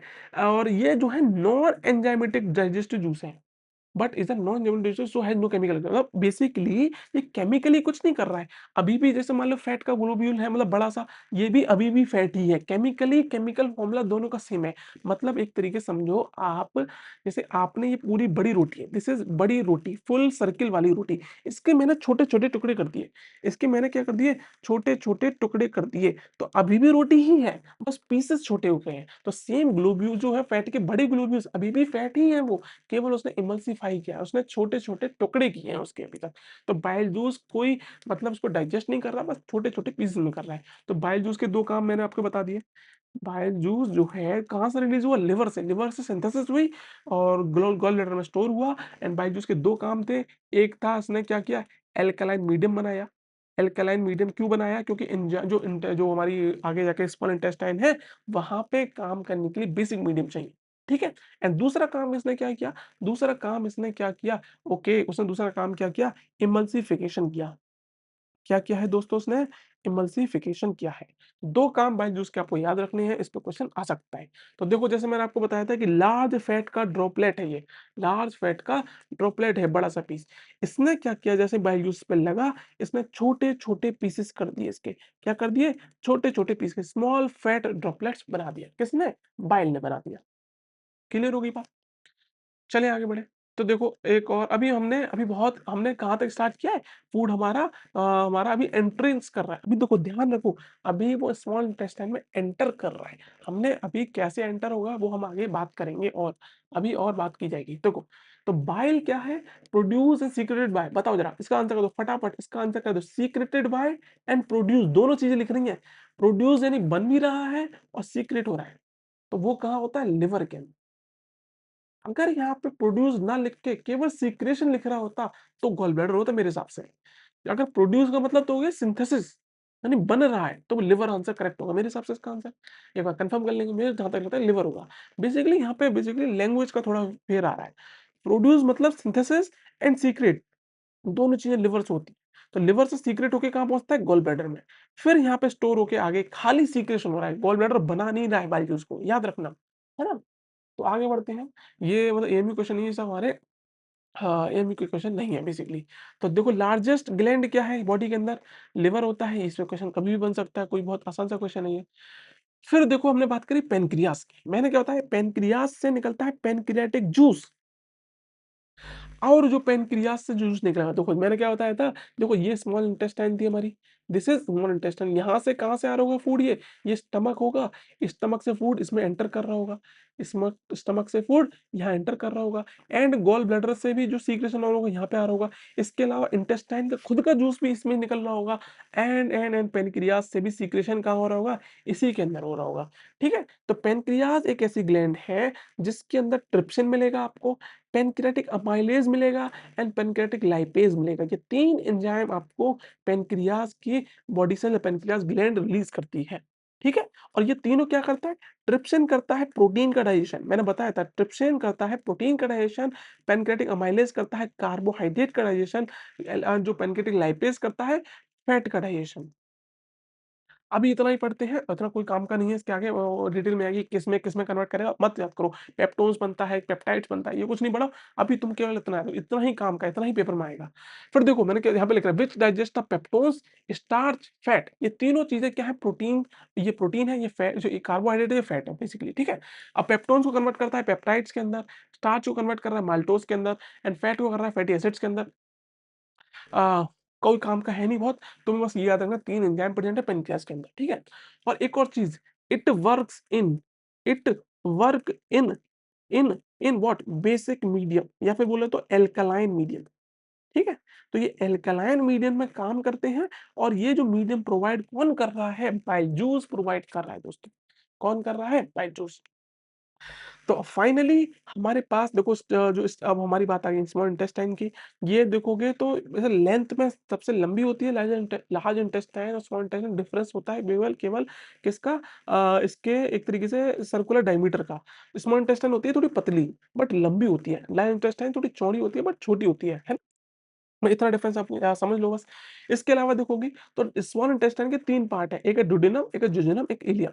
यानी कि देखो ये स्मॉल इंटेस्टाइन जो ये पूरा हिस्सा है, पूरा हिस्सा है। इसका कुछ पोर्शन को बोल दिया मैंने डुोडेनम एंड बाकी के पोर्शन को ये बीच वाला पोर्शन आ गया जेजुनम एंड आखिरी हिस्सा आ गया इलियम, ठीक है? इतना हमें समझना है कि स्मॉल इंटेस्टाइन के 3 पार्ट हैं, एक है डुोडेनम, एक है जेजुनम, एक है इलियम। याद रख लोगे? तो डुोडेनम जो है वो हिस्सा है जो स्टमक से कनेक्टेड है। यहाँ से स्टमक से कनेक्टेड यानी स्टार्टिंग का हिस्सा जो होता है डुोडेनम होता है और डुोडेनम के अंदर ही बेसिकली मिक्सिंग होती है सारी। तो जो बाइल जूस आ रहा है, पैनक्रियाटिक जूस आ रहा है, स्टमक से आ रहा है, इंटेस्टिनल जूस आ रहा है, वो सारी चीज़ें मिक्सिंग यानी एक तरीके एनवायरनमेंट तैयार किया है फॉर द डाइजेशन। और जो जेजुनम के अंदर होता है बेसिकली डाइजेशन होता है मेन और इलियम से स्टार्टिंग हो जाती है एब्जॉर्प्शन की। समझ रहे हो? देखो, एक और इम्पोर्टेंट पॉइंट है वो जो याद रखना है कि स्मॉल इंटेस्टाइन क्या है? साइट है कंप्लीट डाइजेशन की। यानी कि अभी तक जो डाइजेशन हो रहा था पार्शियल हो रहा था। पहले छोटा टुकड़ा हुआ, थोड़ा-थोड़ा डाइजेशन हो गया। लेकिन स्मॉल इंटेस्टाइन आने तक यानी कि जेजुनम के पास होते ही फूड हमारा एकदम कंप्लीट 100% डाइजेशन हो जाता है, जिसका डाइजेशन होना होता है। तो कार्बोहाइड्रेट, प्रोटीन, फैट तीनों चीज़ें डाइजेस्ट हो गई होंगी। कार्बोहाइड्रेट बन गया होगा ग्लूकोज़, प्रोटीन बन गया होगा अमाइनो एसिड, फैट वगैरह, फैटी एसिड वगैरह बन गया होगा, ठीक है? तो फूड जो है आगे जाके मिक्स होता है किससे? 3 डाइजेस्टिव जूसेस से। देखो, यहाँ पे ड्यूडेनम के अंदर फूड किस-किस से मिक्स होगा? जो डाइजेस्टिव जूस होंगे कौन-कौन से? पैनक्रियाज़ के होंगे ये पैनक्रियाज़ के होंगे प्लस इसके अलावा इंटेस्टिनल जूस होंगे इसमें एंड बाइल जूस होंगे। तीनों जूस देखो डाइजेस्टिव में बाइल जूस हो गया, पैनक्रियाटिक जूस हो गया एंड इंटेस्टिनल। ये तीनों चारों जूसेस मिलके क्या बनाएँगे? बेसिकली डाइजेशन करेंगे। और एक चीज़ और देखो सक्कस एंटायरिकस जो होता है, ये इंटेस्टिनल जूस को ही बोला जाता है। यानी कि जो इंटेस्टिनल जूस यानी इंटेस्टाइन से जो रिलीज़ होता है वो सक्कस एंटेरिकस कहलाता है, ठीक है? बोलते हैं इसका म्यूकस बोलते हैं शायद इसका म्यूकस वगैरह कुछ होता है। हमें नहीं जाना इतना काम का, हमारे काम का इतना है ही बस इतना ही याद कर लोगे, हमारा सारा काम हो जाएगा, समझ लो बस इतना। फिर देखोगे, अब तो हमारा क्या था, फूड डाइजेस्ट हो चुका है ऑलमोस्ट, फूड डाइजेस्ट हो चुका है, अब होगा एब्ज़ॉर्प्शन स्टार्ट। अब क्या होगा फूड दोस्तों? Absorption start. तो एब्ज़ॉर्प्शन जो होता है फूड का, वो होता है एपिथेलियल सरफेस ऑफ द ब्लाइक। देखो इसको समझते हैं जरा। देखो ये है हमारी स्मॉल इंटेस्टाइन, ठीक है? और यहाँ इसकी वॉल्स में होती हैं कुछ इस तरीके का स्ट्रक्चर। ये क्या है बेसिकली? ये जो फिंगर लाइक प्रोजेक्शन इसे क्या बोलते हैं? फिंगर लाइक प्रोजेक्शन बोलते हैं। अब तुम्हें डिज़ाइन सी लग रही होगी बट ऐसा ही होता है एक्चुअल में इंटेस्टाइन के अंदर। और जो फूड होता है हमारा, वो कुछ इस तरीके से यहाँ से ट्रैवल करते हुए चलेगा, ठीक है? तो जो डाइजेस्टेड फूड होगा, वो यहीं से एब्ज़ॉर्प्शन स्टार्ट हो जाएगा। इधर होंगी ब्लड वेसल्स, उसको फूड को लेके चली जाएगी। समझ में आ रहा है? तो absorption of digested food occur through the epithelial surface of villi and microvilli of the small intestine. ये जो फिंगर लाइक प्रोजेक्शन होता है इनको बोला जाता है विलाई एंड इन विलाई के ऊपर भी तुम्हें माइक्रोविलाई मिलती हैं कुछ इस तरीके से। समझ रहे हो आप? समझ में आ रही है बात? मैं क्या बोल रहा हूँ? ये जो है कुछ इस तरीके से एक ये है, ये क्या है? विलाई है। ये विलाई है। बट आप अगर ध्यान से गौर करोगे तो इसके ऊपर भी इस तरीके से माइक्रोविलाई प्रेज़ेंट होंगी। क्या होती हैं इसके ऊपर भी? माइक्रोविलाई प्रेज़ेंट होती हैं। इससे होता क्या है बेसिकली सरफेस एरिया बढ़ता है फॉर द एब्जॉर्प्शन। मतलब हम चाहते हैं कि ज़्यादा से ज़्यादा फूड एब्ज़ॉर्ब हो पाए। ज़्यादा से ज़्यादा फूड एब्ज़ॉर्ब हो पाए, उसके लिए सरफेस एरिया को इंक्रीज़ करा जाता है। सरफेस एरिया इंक्रीज़ होता है, समझ में आ रही है? तो inner surface of small intestine is raised into 4 million of finger like fold. कितनी इतनी सारी विलाई होती है इसके अंदर, इनको विलाई बोला जाता है। And each cell of villus, यानी हर सेल जो होगी विलाई की, उसके पास इलेक्ट्रॉन माइक्रोस्कोपिक प्रोसेस होती है, इसको बोलते हैं माइक्रोविलाई। माइक्रोविलाई का मतलब जैसे ये सेल है, तो यहाँ पे इस तरीके का माइक्रोविलाई मिलेगा आपको, ठीक है? क्लियर हो गया? Each villus is with blood capillary, हर सारी विलाई होती है, इनके पास ब्लड कैपिलरीज़ होती हैं और लिम्फ कैपिलरी होती हैं, जिसकी वजह से क्या होता है, बेसिकली फूड का एब्ज़ॉर्प्शन हो पाता है। सो फाइनली हमने ये सारी चीज़ पढ़ ली है। अब आपको करना है क्वेश्चन को answer. The main function of intestinal villi क्या होता है? पेरिस्टालसिस नहीं, एंटीपेरिस्टाल ये भी बकवास है। ये बेसिकली लार्ज सरफेस एरिया देता है एब्ज़ॉर्प्शन के लिए। जितनी ज़्यादा विलाई होंगी उतना एब्ज़ॉर्प्शन का एरिया बढ़ जाएगा। चलिए आगे बढ़ें। अब बात आती है लार्ज इंटेस्टाइन की। तो यहाँ पे क्या हो रहा है बेसिकली, स्मॉल इंटेस्टाइन में जितना डाइजेशन होना था हो गया। अब जो भी कुछ बच रहा है वो बेसिकली क्या होगा, डाइजेस्ट नहीं हो पाएगा, है ना? और उसको बोला जाएगा अनडाइजेस्टेड फूड। और उसको फूड का इकट्ठा होना, उसको क्या करना है, एक तरीके से कलेक्ट करना, वो काम होता है लार्ज इंटेस्टाइन का। और देखो लार्ज इंटेस्टाइन का थोड़ा-सा पढ़ लें, तो देखो सबसे पहले हिस्सा आता है, इसको बोलते हैं सीकम।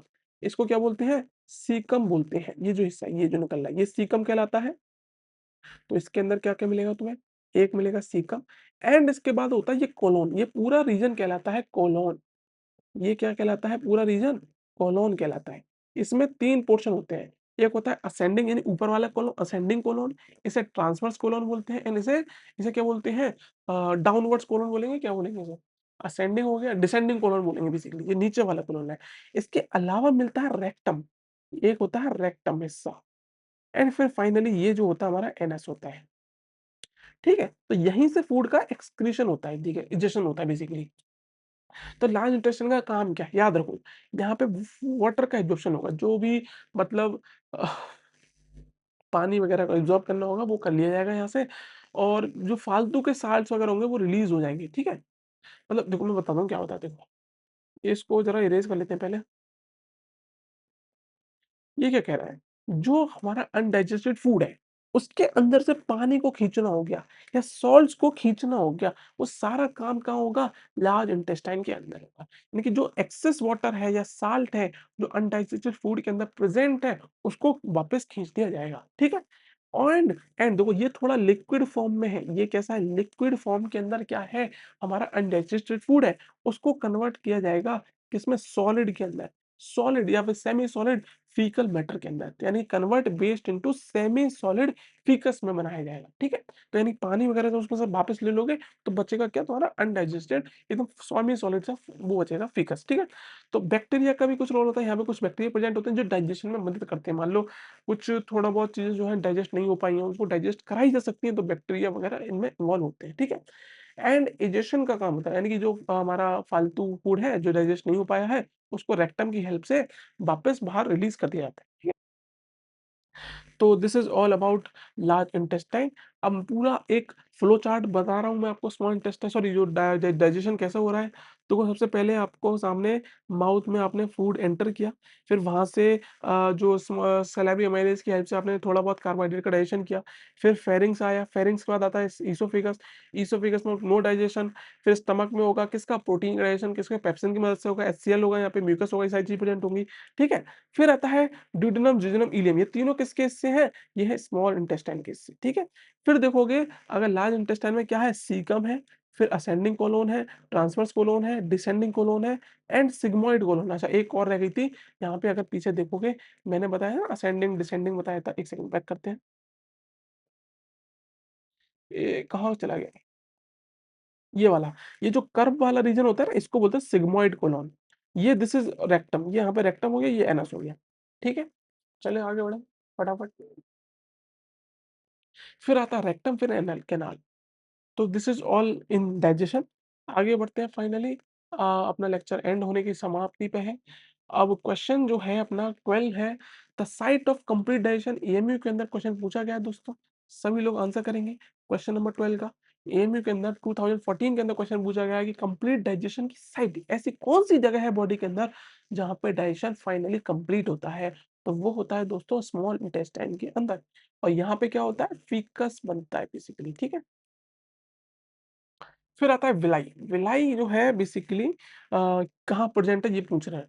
लंग्स में प्रेज़ेंट है? नहीं। लार्ज इंटेस्टाइन में प्रेज़ेंट होती है? नहीं। करेक्ट आंसर होगा इसका ए, स्मॉल इंटेस्टाइन में ही होती है, क्योंकि जो एब्ज़ॉर्प्शन होगा वो स्मॉल इंटेस्टाइन में ही होता है।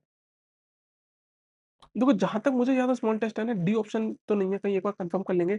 लार्ज इंटेस्टाइन में नहीं होती है विलाई, विलाई केवल और केवल स्मॉल इंटेस्टाइन में ही होती है। एक बार कन्फर्म कर लिया जाएगा, जहाँ तक मुझे लगता है ए ही ऑप्शन उसका करेक्ट है, ठीक है? कन्फर्म करके आप लोग बताएँगे मुझे चलो, ठीक है? सो फाइनली हमने पूरा लेक्चर कंप्लीट कर लिया है। हमने पीवाईक्यूज़ करे हैं इसमें और क्वेश्चंस भी करे हैं, पूरी थ्योरी कंप्लीट करी है, डाइजेशन पूरा सारा चीज़ें एकदम डिटेल में पढ़ा है। जितना इतना ही काम का इतना पढ़ लिया ना तुमने, तुम्हारे क्वेश्चन 100% बनेंगे, समझ रहे हो? 100% बनेंगे वो। समझ लिया, अगर कोई डाउट है तो आप करेंगे मुझे कमेंट। एंड फाइनली एक और चीज़ बताना चाहता हूँ कि इनके जो डीपीपीज़ हैं, इसके क्वेश्चन की डीपीपी और क्लास के नोट्स, ये दोनों आपको वेबसाइट पे मिलेंगे alphaclass.in। यहाँ पे आपको जाना है एंड साइन अप वगैरह करके कोर्स में एनरोल कर लेना है। देखो ये अपना कोर्स है 30 डे बायो एएमयू 11th के नाम से। जैसे वेबसाइट पे जाओगे यहाँ सबसे ऊपर एक बैनर सा मिल रहा होगा आपको ये वाला। कौन सा बैनर मिल रहा होगा? ये एक रेड कलर का टिक कर रहा होगा, इस पे आपको क्या कर देना है क्लिक कर देना है दोस्तों, यहीं से आप चले जाओगे। लॉगिन कर लोगे चाहे तो आप एक बार लॉगिन वगैरह कर लोगे, फिर देख लो कैसे करना है। सारी चीज़ें समझ गए हो अगर, तो एक और चीज़ बता देते हैं आपको, वो ये है दोस्तों कि ये अपना एक टेलीग्राम चैनल है, इसको भी आप सभी लोग जॉइन कर लीजिए भाई। क्यों जॉइन कर लीजिए? यहाँ पे कोई भी अपडेट होती है क्लास के रिगार्डिंग, ये क्लास कब होने वाली है या कुछ भी 92 लोग हमारे साथ जुड़ चुके हैं, तो आप भी इसका मौका बनिए, आप भी यहाँ से जुड़िए। कैसे जुड़ेंगे आप लोग? इसके लिए देखो ये अपना क्या है चैनल का लिंक है, सर्च कर लेना है। क्या सर्च करोगे? अल्फा क्लास 90 ये सर्च कर लोगे टेलीग्राम के ऊपर, तो अपन चैनल पे आप जॉइन कर जाएँगे। सो फाइनली आप सभी से मैं विदा लेता हूँ। थैंक यू सो मच आपने अब तक जुड़े रहे हमारे साथ। बाय-बाय। कोई डाउट आता है तो आप पूछ लेंगे हमसे, ठीक है?